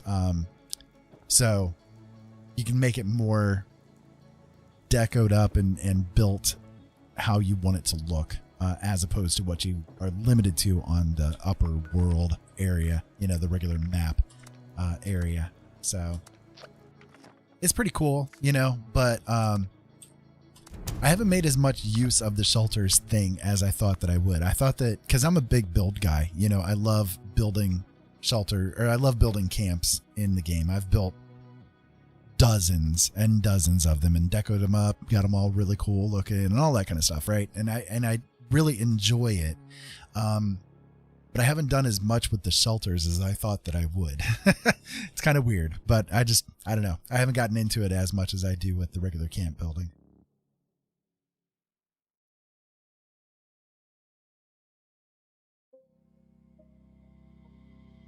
I think the main reason why is because for the first few months that they came out with the shelters stuff, they really had some big limitations on what you could put in there. So, like in the world camps that you can build, you can have display cases so that you could put like the items that you find, you can put those into the display cases and, you know, show it off to people. So, you can collect like different items in the game and say, okay, hey, you know, I've got this full set of board games, you know, that you can find, or hey, this is this really cool like rare couple of items that I found in the game that aren't found very often, or whatever the case may be, right? So and even like your weapon displays and that kind of stuff, you know, you can have those too, like let me come over this direction here. So I've got like these different weapons displays. Right now there's no weapons in them because I've been doing weapon showcases with the weapons that I had in there, but each of these could store like a different weapon, you know, in the game, right? Well, the shelters, for some stupid reason, when they first came out with them, they did not allow any of these display case things in the shelters. So all of your collectible goodies and all of that kind of stuff that you could find, you could not put into the one singular place where you could have like kind of an unlimited build budget going on. So that was a big turnoff, not only for a lot of people, but it was for me too. You know, like it didn't make any sense. You couldn't like display your armors and all that kind of stuff on it. You know, just a lot of things were very limited, to say the least. I'm going to take this camp over, and somebody already put some goodies down here, but wait, did I jump on a private world again? Did I? I did. No, I'm on a public world. Never mind. I don't know what I'm talking about. Okay, there we go. I was going to say, this looks like the same damn building I built over there on my other workshop, but no, now I see it's a lot different.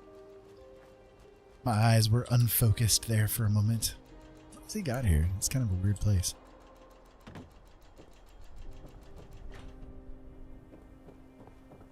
It's a bit odd. Not sure what he was doing with it. All right, anyways, let me join in with this public team here, and that'll get this little thing complete there.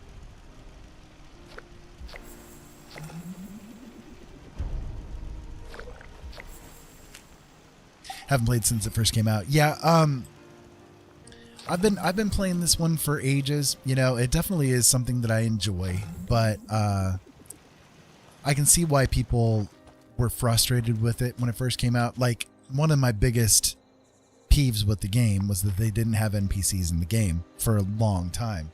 And that was really a big turnoff. You know, I still gave the game a try. I still played it. Don't get me wrong, but it definitely was a big turnoff. They could have done better, you know? But it is what it is. They did eventually come out with the NPCs, and that has made the world a lot more Fallout-y. Because now there's the NPCs that you can interact with and quest with and all of that kind of stuff. So it's a little bit more familiar, I guess you could say.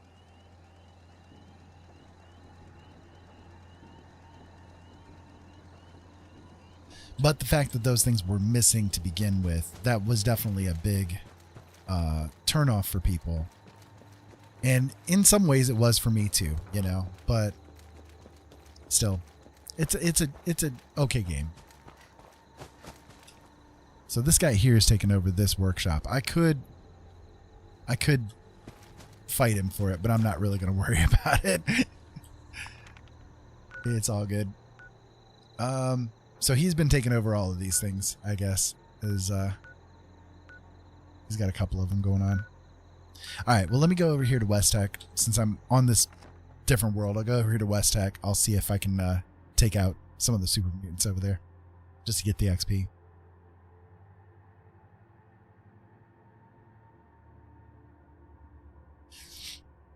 The Fallout universe is really fun. I love really everything about it, but 76, I don't know what it is with it that both aggravates me and makes me love it at the same time. I can't really put my fingers down on exactly why it's that way, but there are things about it. Like, I put a lot of hours into it. I am a Fallout First member too, so I do have like the private worlds and all that kind of stuff available. But my one peeve with it is that I really do wish that they would finally break down and acknowledge that the one thing that everybody really wants with this game is mods. You know, to be able to mod the game like you can with every other Fallout game that's been in Bethesda's bailiwick, right? But you can't. You can't do mods with the game, at least, quote unquote, legally, you know, and still play on the servers that are on the public servers.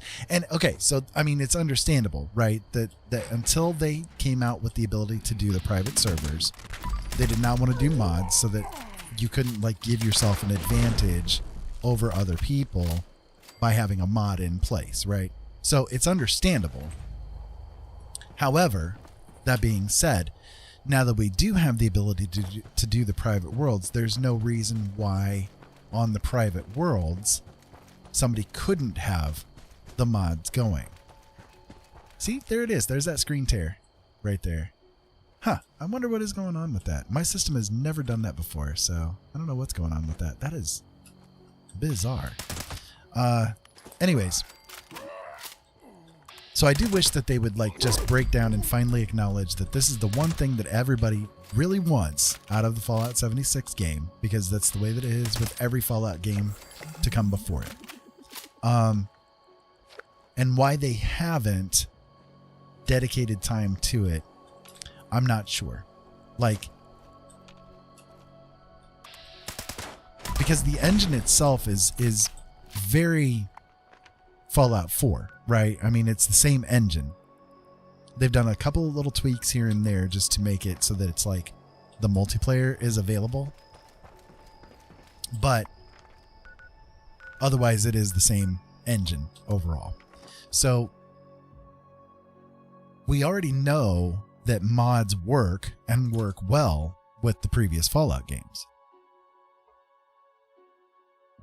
So why they don't break down and do it? I mean, people like me who are doing the Fallout First stuff, we're already paying for, you know, the privilege, quote unquote, of having the private worlds.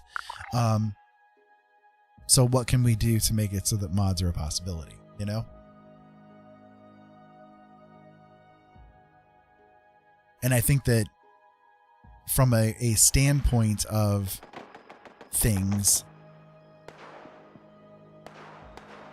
it wouldn't necessarily be all that difficult to tweak the engine so that the if you have, look, okay, I guess let me put it to you this way. If you have a modded game, then the character that is created and played on that modded game cannot be played on the public games, you know? So like, even if it's a private world like this, I'm still like able to access the public worlds, you know? Like right now I'm on a public world, but I could take this same character and go to a private one, right? If a mod, like if the game is modded and I was to take the character that I'm currently playing to a modded world, get all of the goodies, advancements, whatever the case may be from the modded world, it wouldn't be fair for me to have this same character then available on the public space, you know, even if that public space is a private world, right? I hope I'm making sense with what I'm saying there. Why is that not dying? I don't know. Weird. Okay. A little bit of lag, I think, is what I'm getting, because I've noticed a couple of little lag things here happening. Okay, good. Got that event done. All right. Anyways, I'll go back over to West Tech. I saw that mission popped up, so I wanted to make sure to take care of it real quick so we could get the event thing done. So, again, like a character that is created and used in a world that has been modded, in, you know, a gameplay session that has been modded, there are ways to put a trigger on that character, you know, a marker on that character that it cannot be used in any kind of a world that would interact with the public space in any kind of way. It would be like a single player only character, you know? Or even if you did have the multiplayer available, for instance, the single player only / multiplayer only that can only be done on a modded world, you know? There are games that have come before that have done very similar things. You know, there are a lot of games that are out there that have the ability to mod the game, but that character that you play on the modded world cannot be used on the games that are not modded. So it wouldn't be difficult code-wise to do that with a character, you see?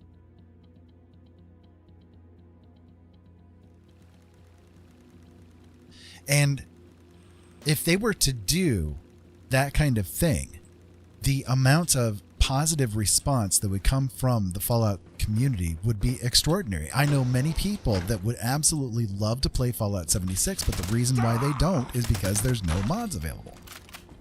You know? There's no mods available, so they can't play Fallout in the way that they would like to play Fallout, you know? So it would open up a big section of the player base. Plus, you know, it'd give them a nice boost to their PR, which is kind of one of the things that they really need. One of my hopes is that with the acquisition of Bethesda by Microsoft, this might be something that Microsoft will basically force them to do. That's kind of my hope. Like, I am not a proponent of Microshaft in any way, but it's my hope that is one of the things that they're going to like really push the developers to start doing. That sound. What is it? Oh, that sound is a bullet going into your brain, my friend. I'm sorry, but you are fodder right now.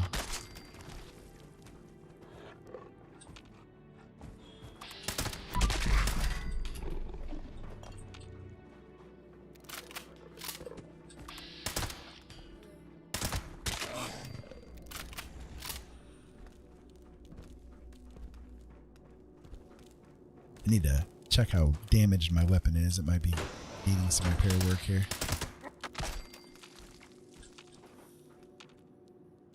That doggo suicided. I don't know why he suicided. That's kind of bizarre. Okay. Anyways, yeah, I'm okay. I don't need to repair it at the moment.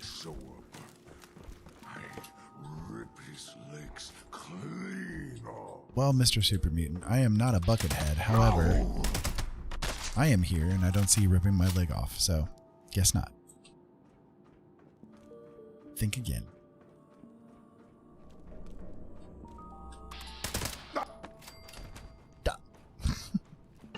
I love cutting them off, you know what I mean? Like, you go to fire at them, and you cut off whatever they were going to be saying. It used to be that, like, I think they've kind of fixed whatever bug was going on with this, but it used to be that, like, you would kill them, they would be in the middle of speaking a sentence like, you know, I'm the strongest super mutant, and then, like, you'd kill them in mid-sentence, and then, like, they'd go, I am the strongest super mutant ever, you know, like, all at the same time, like, just the same kind of instant. But I think they've gotten that fixed now, so I haven't seen that happen for a while. Okay, I kind of maneuvered away because I went into danger mode there and I didn't want to die, so.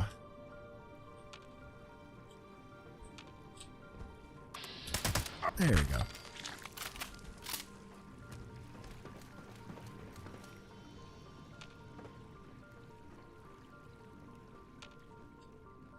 So for those of you guys just tuning in, welcome. I am Blind Dad Does. My name is Ira, and I hope that you're having a very good day. Today, Blind Dad is doing a little bit of Fallout 76. We're kind of running through some of the different challenges. Since today is Tuesday, it's one of those reset days, so all of the new weekly events and weekly challenges and all that kind of good stuff have regenerated, and so I'm just kind of running through them, getting through them as much as I can here in this couple of hours that I'm going to be playing.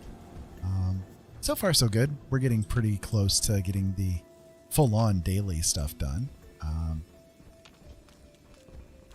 Yeah, I think all of the super mutants, the hounds, seem to have kind of suicided themselves. Maybe, I don't know. We'll see once I get up here.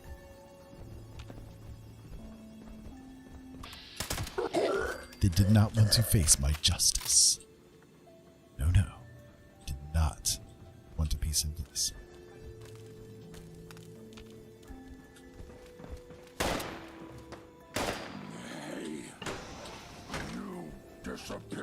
You disappear.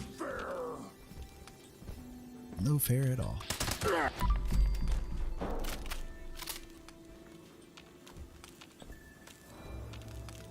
Yeah, I think the hounds killed themselves or something. Weird things like that happen sometimes in this game. Like, the critters will be there, nobody else is around, there's no reason why they died, and just suddenly, okay, well, it's a dead guy. Okay, that works. I am the ultimate power, I guess.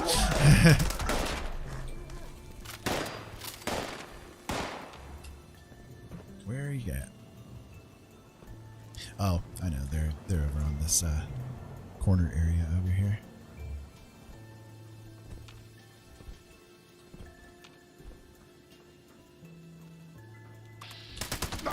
There you are. And there's one more up here, perhaps. Yep, there we go. There we go. Yeah, I love the dialogue in the game. One of the cool things about being a sneak build is that if you go to different places, you can hear the critters having conversations with each other, and some of them are pretty funny. Oh, I hear another one walking around. Which one did I miss? Did I miss? Where you at, duder? You up here somewhere? I don't know. I do not know. Well, that's okay. That's fine. I'm not going to worry about it. It's just one. Anyways, yeah, you can hear them having conversations with each other, and some of them are pretty hilarious. I love them.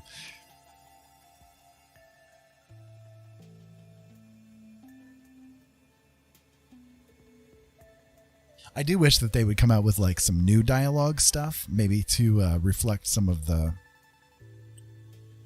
expansions that they've been doing, but I haven't noticed any new conversations for a little while.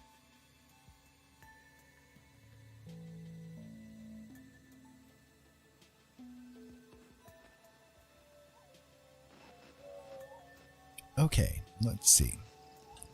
I'm not sure if any of the Mire Lurks will be up since that we're on the public server, but we'll try them. We'll see.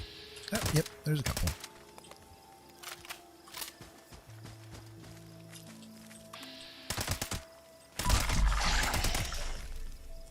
Yeah, definitely getting some lag. You guys see that?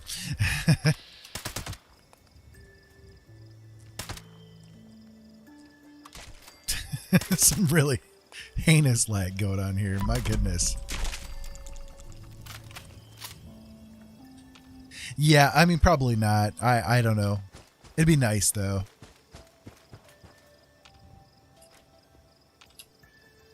I know they've done some dialogue changes for some things. Like, for instance, one of the NPCs that was in the game originally is a super mutant named Grom, who he's kind of a traveling merchant, and he had a whole dialogue set for the first, I don't know, year and a half basically that the game was around, and then for some reason, and I'm not sure exactly why, but they ended up changing his dialogue, the actor the voice actor that did it and everything is different. Just a lot of things different overall with it. And I kind of liked it how it was originally. You guys see this? I threw a grenade and it's done absolutely nothing. So I'm definitely getting a lot of lag here. I think I'm just gonna go ahead and log out here and go back to the private server because this lag is ridiculous. The server itself is probably going to be shutting itself down. Usually, when I get that much lag going on, the server itself is kind of crashing a little bit. So we'll just switch over to a private world again. So the one thing with the private worlds versus public worlds is that when you are on a private world and you do things with it, if you jump to a public world and then back to a private world, that private world is completely reset. So all of the things are respawned again. The workshops that you had are gone, all of that kind of stuff. So yeah, definitely some lag going on there.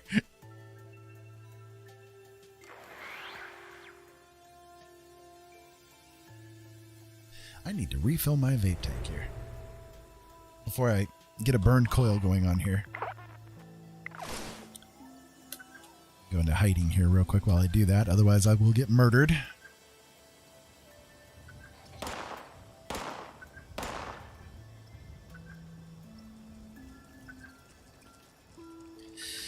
For those of you guys that have never encountered me before, yes, I do vape. I've been vaping for about 8 years now. I smoked for about 30 years, and I ended up quitting 8 years ago because my wife could not handle having me smoke. Not that she was like arguing with me or something like that, but literally she's got health issues with her heart, and so when I would smoke it would end up hurting her chest. So I quit for her, and I've been vaping ever since, and it's been a really good experience. I've had no issues with it at all, and all that kind of good stuff. She doesn't have any issues with it either. Like it's not bothered her one bit to have me vape around. So it's Skechers without the T. At least from what I can remember. How you doing over there, Ollie? You doing all right? You having fun?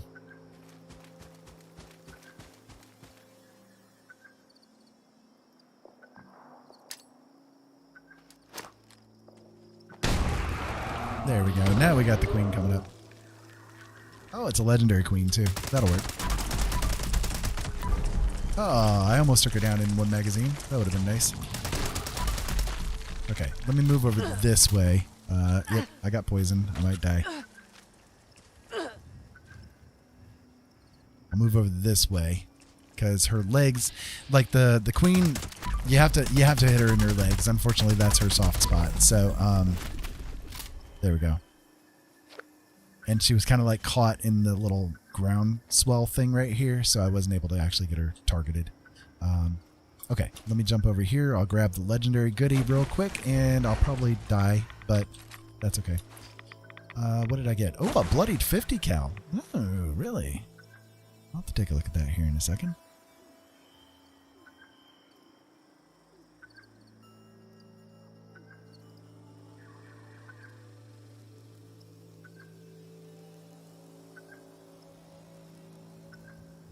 You're, huh? Okay.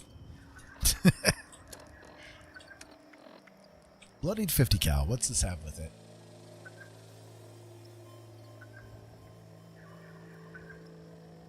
The last round in the magazine has a 75% or 25% chance to deal double damage. Okay. Okay. That's not too bad.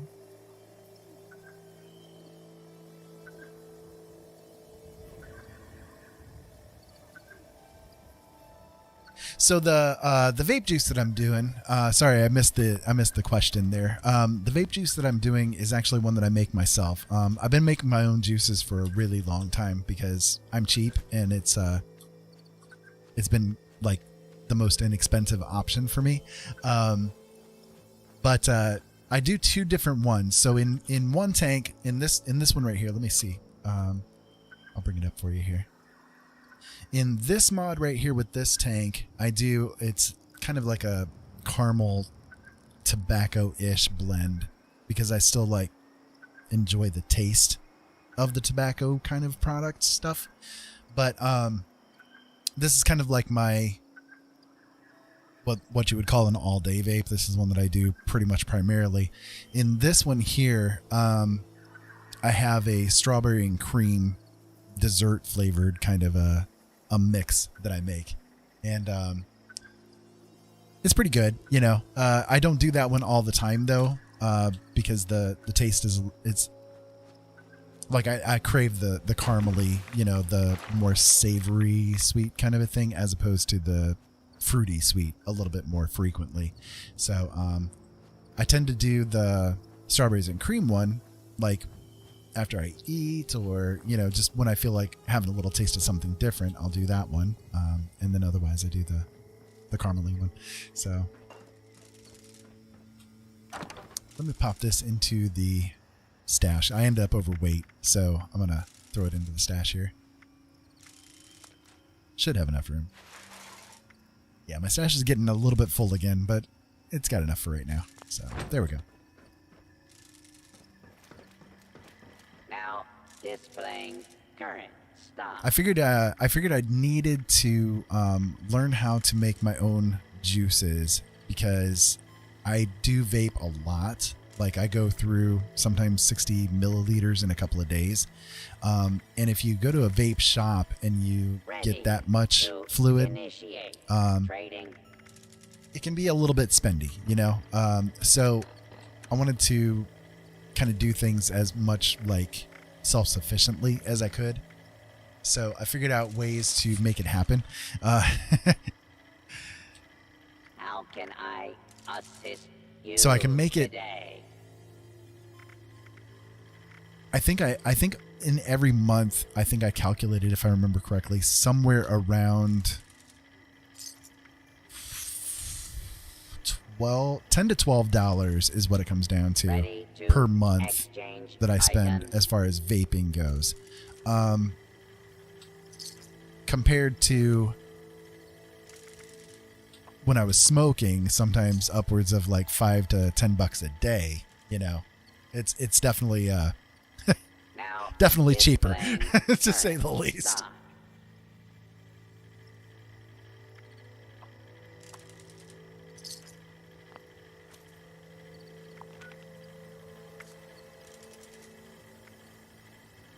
Okay, so we have Ready 4 more to workshops, initiate 2 more training. events, 1 more legendary, 2 more levels up to do those. And then as far as the daily op goes, let me see what's available today.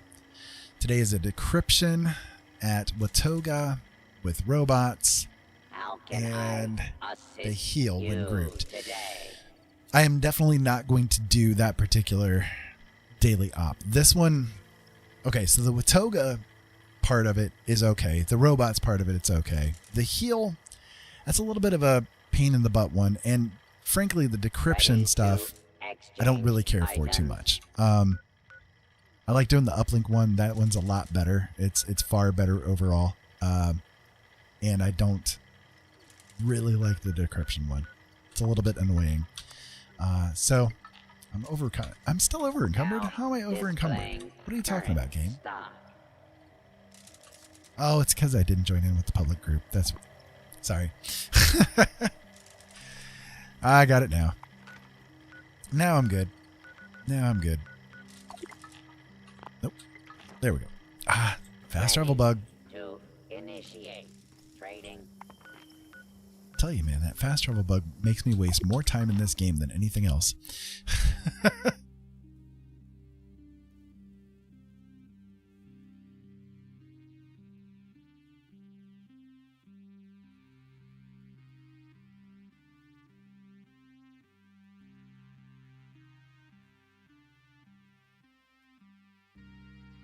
So I did some figuring, and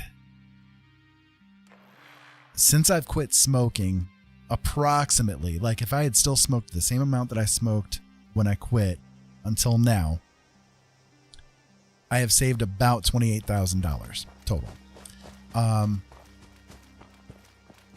That's pretty good. That's pretty good when you're a poor broke guy.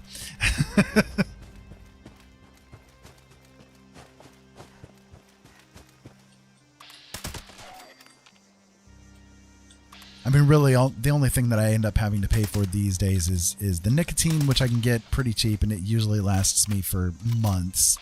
And then vegetable glycerin, which again is super, super cheap, and it just, you know, again, it'll last for months. So beyond that, the flavorings are pretty common. You don't have to spend too much on them or anything like that. So, yep. To me, it's just far more economical.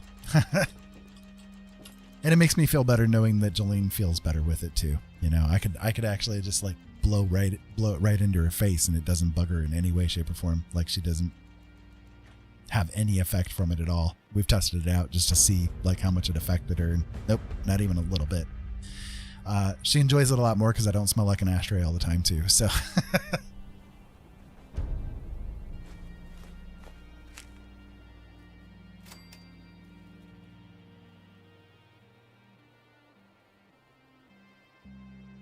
All right, so let me wait until this little event one pops up.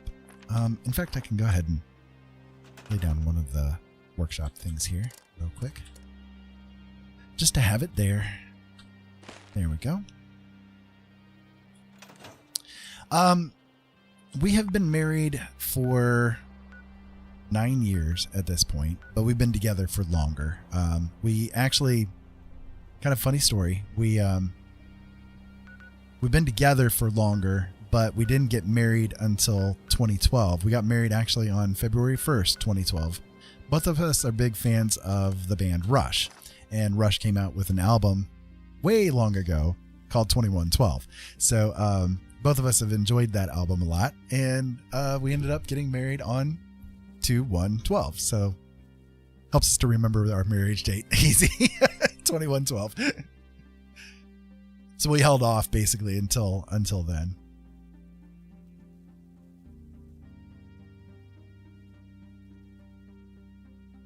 Thank you. I love her with the fury 1,000 suns could never match. I absolutely adore this woman. She is my 4th marriage, actually. My other 3 were nightmares to behold. My first one tried to kill me on our honeymoon. My second one was extremely abusive. My third one basically walked out in the middle of the night to go to Canada with a guy that she met on the internet. So, I mean, you know, it was kind of a not great situations, and I was pretty much done with everything. And then Jolene ended up coming along and took over my life. She didn't give me any choice.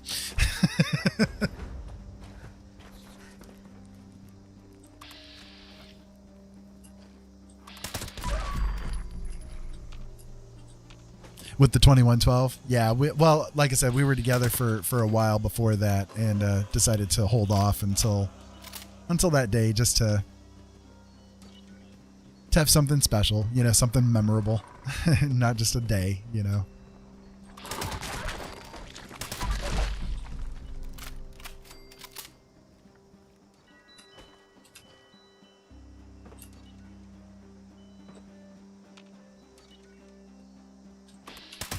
There we go. Oh, nope, that is not. That's the last one.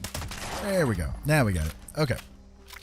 Now I got the defend mission popping up for Lakeside. I'll go take care of that here in a couple of minutes. As soon as I get this one taken over.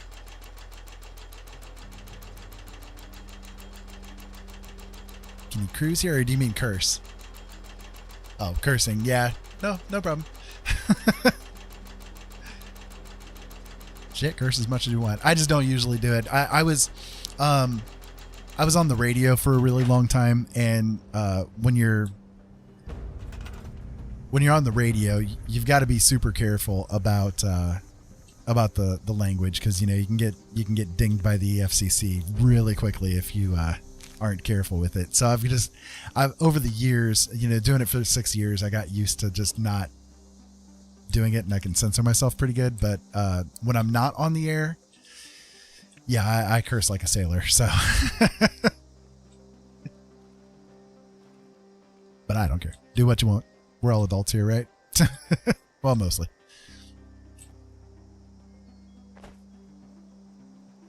And those that aren't, well, I mean,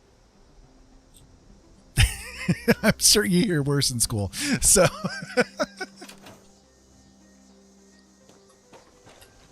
all right, so I got this laid down. Let me go ahead and go back over to Lakeside real quick, and I will do that defend mission, get that one done, and by that time, that defend mission should be popped up where we just took over. So,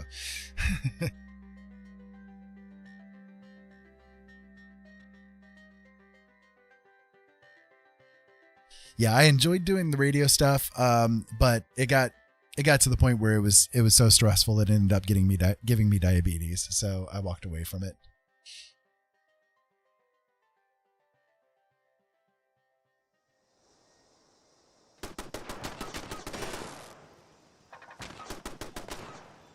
So it sounds like liberators have spawned. And as you guys know, I hate liberators. But that's what we got. Hopefully there's not many of them that I have to do.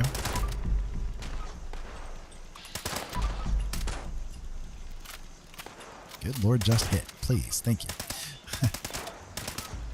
Hate wasting my ammo on these liberators. They're useless. Useless, I tell you. Oh, geez, there's 4 waves of them. God. Oh.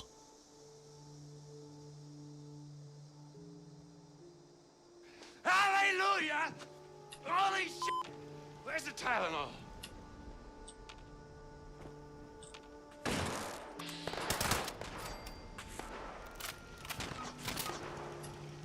Homeschooled.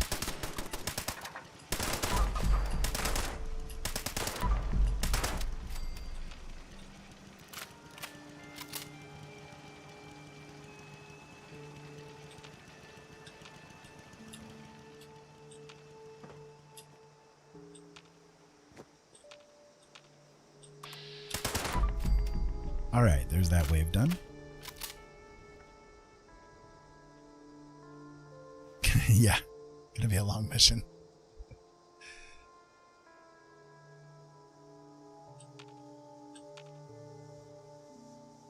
And I think I'm getting a little bit of lag here too. There we go. Now they're popping.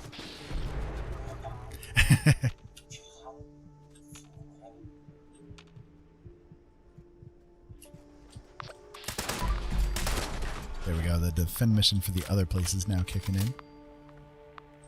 And that will take care of the events part of things anyway. That's a squirrel. That is not a liberator.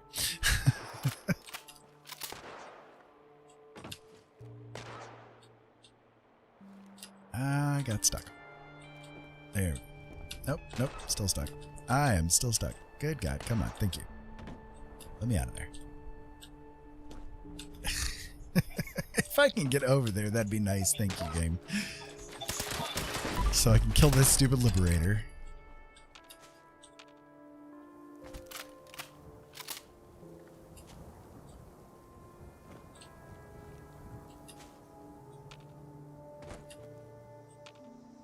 Alright, where are they popping up?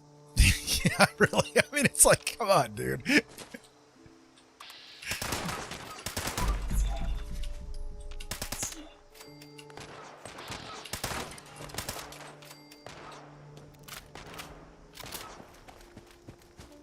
They're over here firing at my turrets, but my turrets ain't doing nothing to them. Go figure.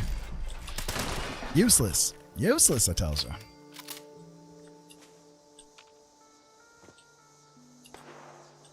Ah. See, I can tell already. Right now, they're over there firing at my house.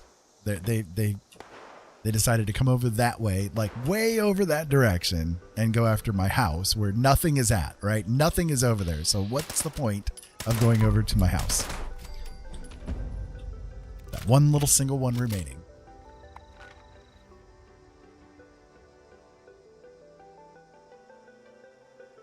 Yeah, and it's like, unfortunately, the way that I am, I find them every single time. Like, every time I find them. I get stuck in this game more times than I can admit.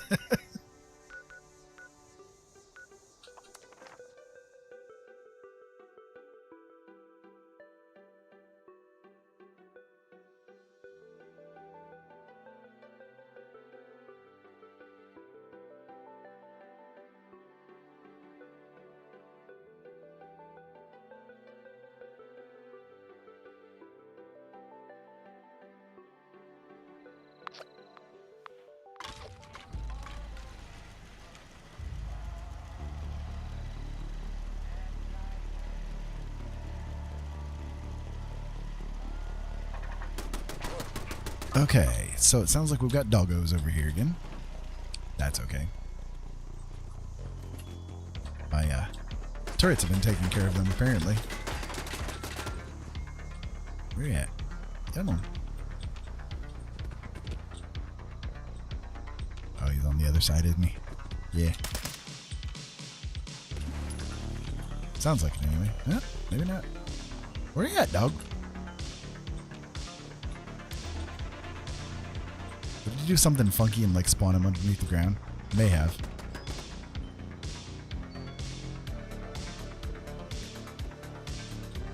I think it did. Ah, what a pain. Yeah, there he is. There we go.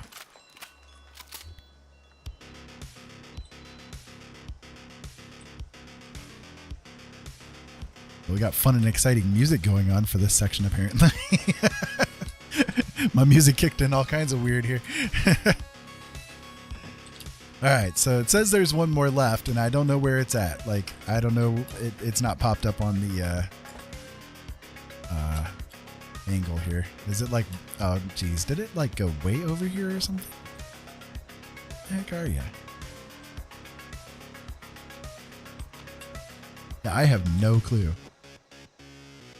It's like it claims that it's, I bet you it's like underneath the world somewhere here. Because if you see like where I'm pointed right now, if you look on the compass at the bottom, it has the little diamond shaped icon.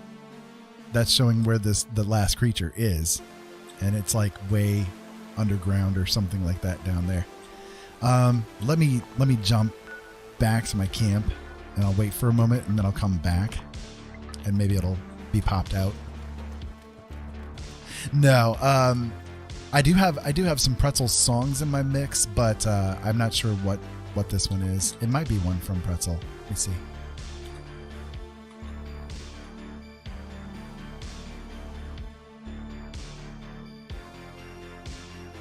Nope. This is one called Oblivion. It's a synthwave music style.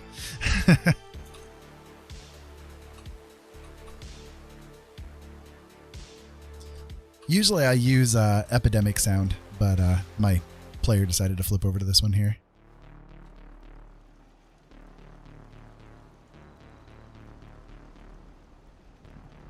I use Fubar. It's a little small music player that doesn't take up much space as far as the CPU and RAM and that kind of stuff goes. So I do recordings like of an hour to 2 hours each, and then put them into the playlist basically, and it cycles through. And then there's a lot of music that I've created myself that I play as well. So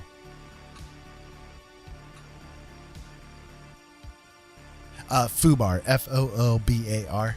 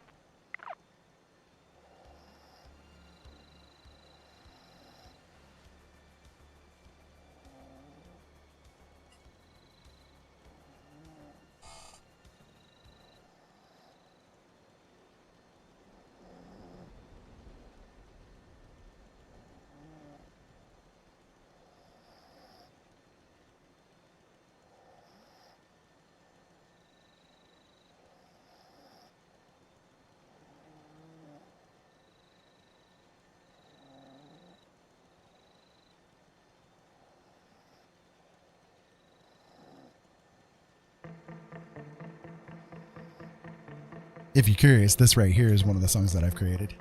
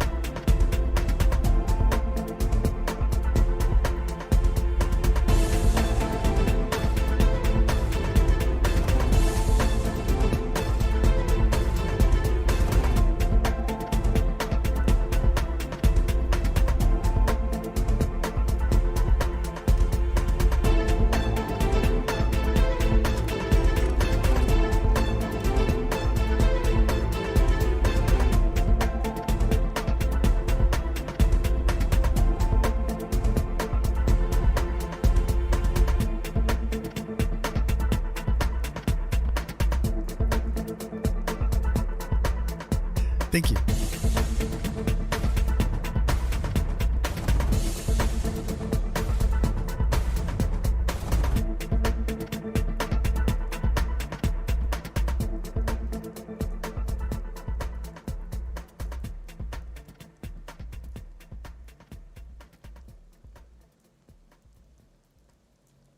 This here is another one that I've done.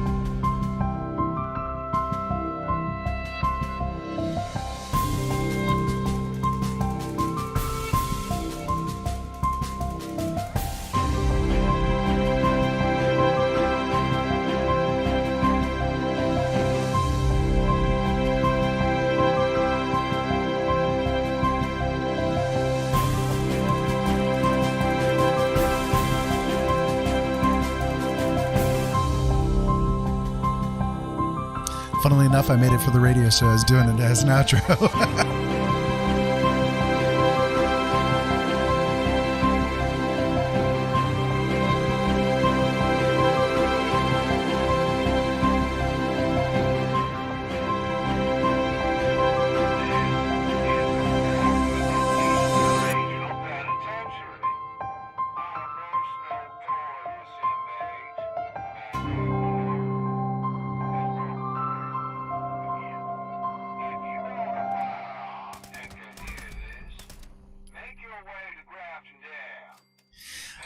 I created a lot of different music for the radio shows that I did, and also for when I do the audio stories, you know, the audio dramatizations of my stories.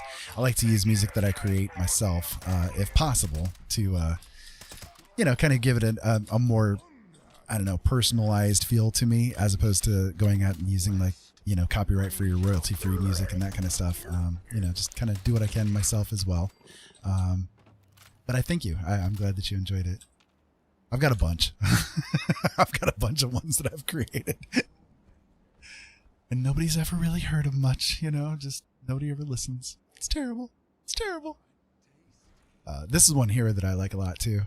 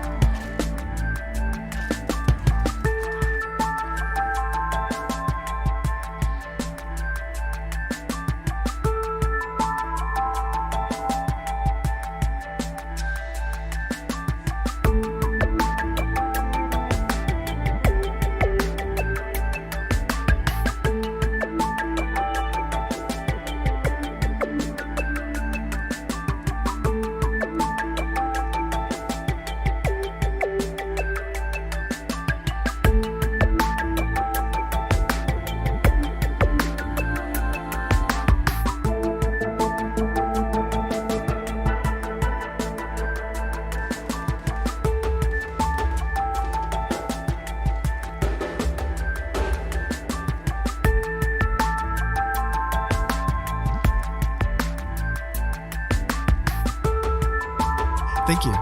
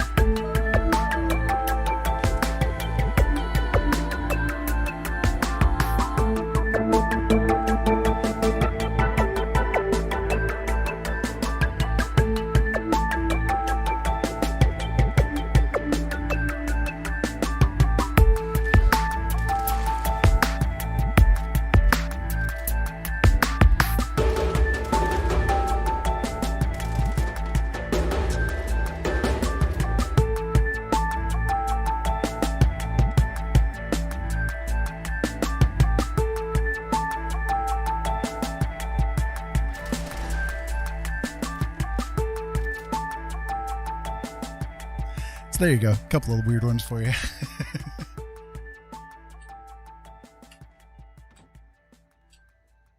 I'm a weird guy. But it's stuff I enjoy doing. You know, it's like I don't do it very often, but I like to just kick around and see what kind of music I can come up with.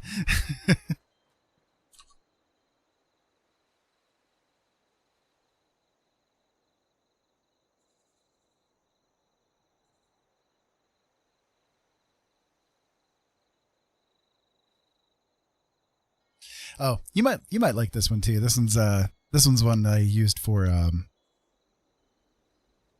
like I created it to use in advertising, like as background music for advertising, but it works just kind of like in general, I think too.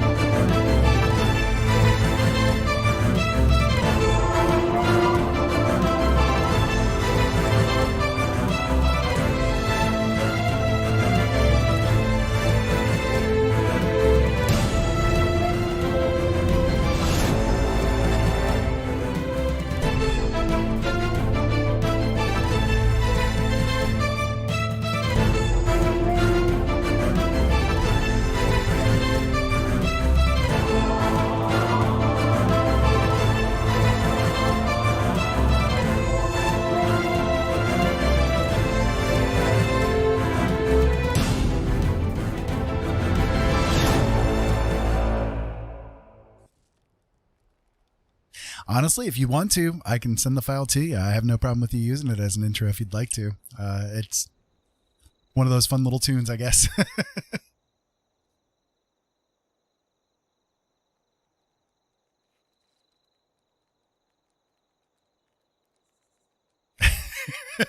Okay, cool. Yeah, I can definitely do that. No problem.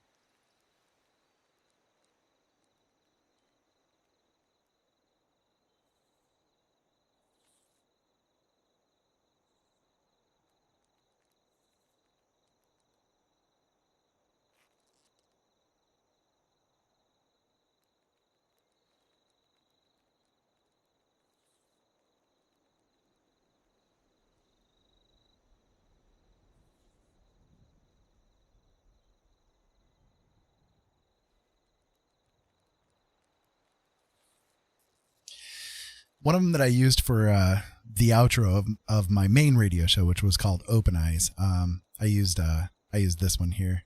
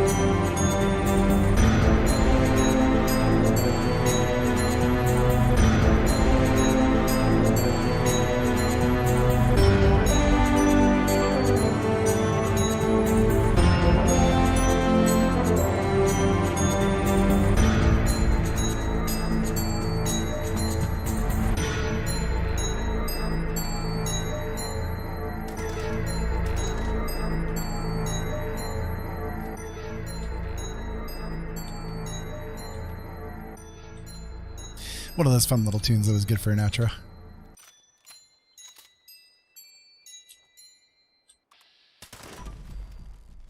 So it's stuff that I enjoy doing. I don't do it as much as I used to, but I like doing it. Seeing what I can come up with at random.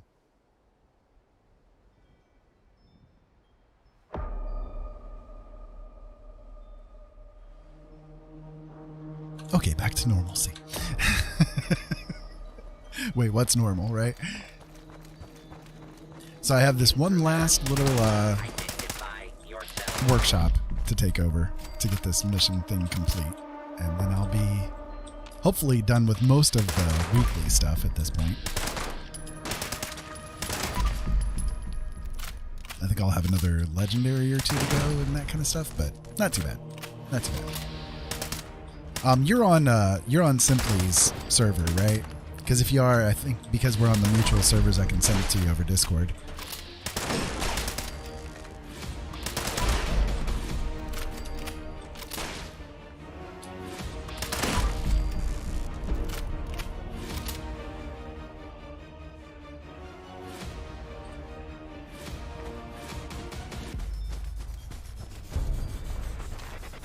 Okay, cool. I'll hook up with you on Discord then, and I'll send you the file.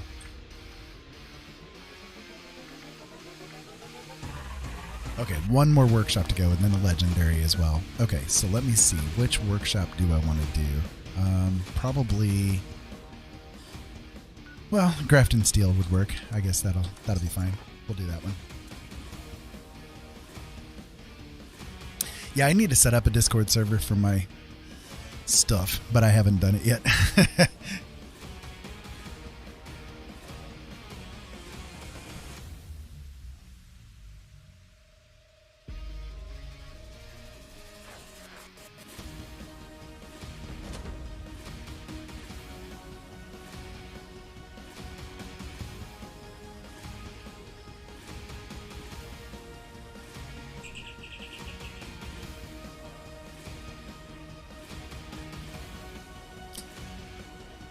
Does Stream Elements work for what? I'm sorry.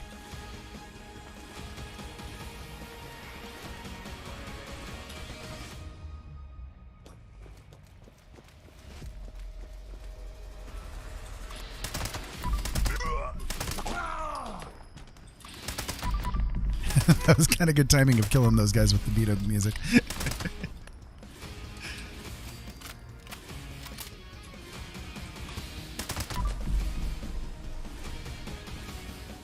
Oh, is it coming through with the wrong one?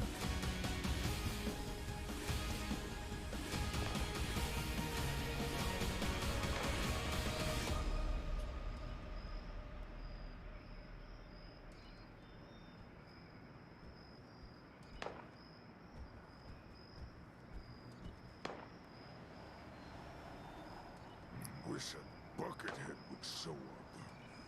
I'd rip his legs clean off.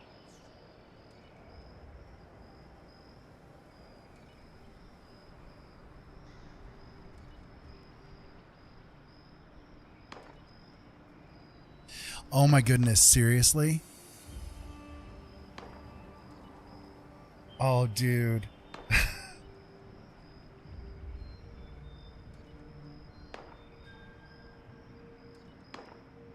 Thank you.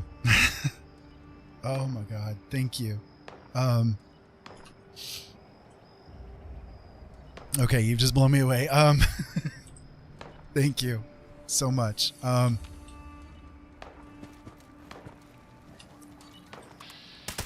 Okay, I'm going to continue on now. Seriously, I appreciate it so deeply. God, that's amazing. Thank you so much.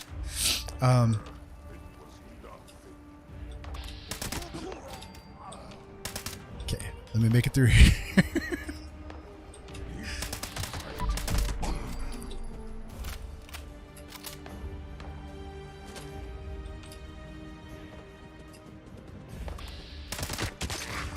Us too, for sure.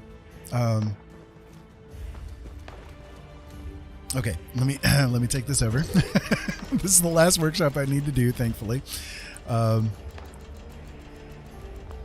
then after this, I think the only thing I need to do is like one more legendary for the weekly and get that one complete.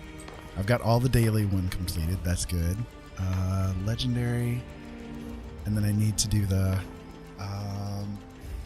daily ops and stuff, but I'm honestly not too worried about doing the daily op things.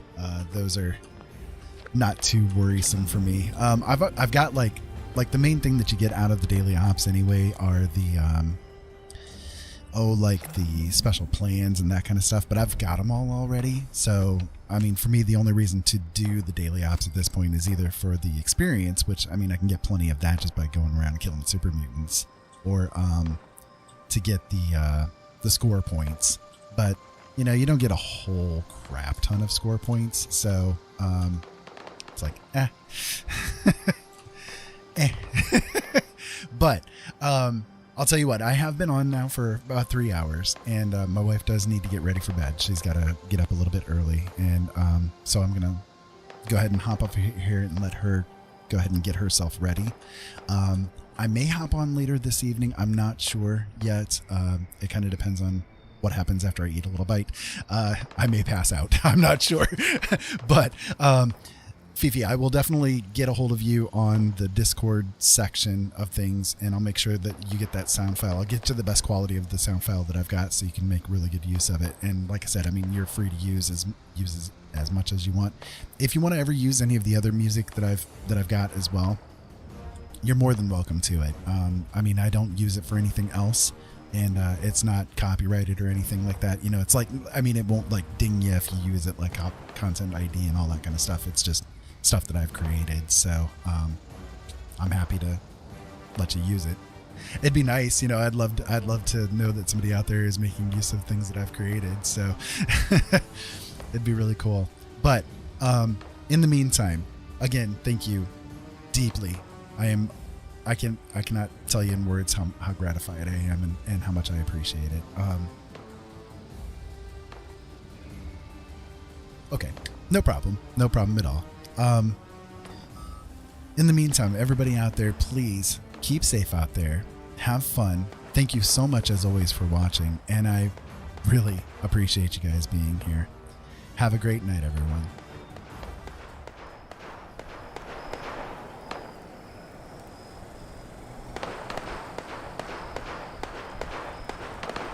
Incoming customer detected.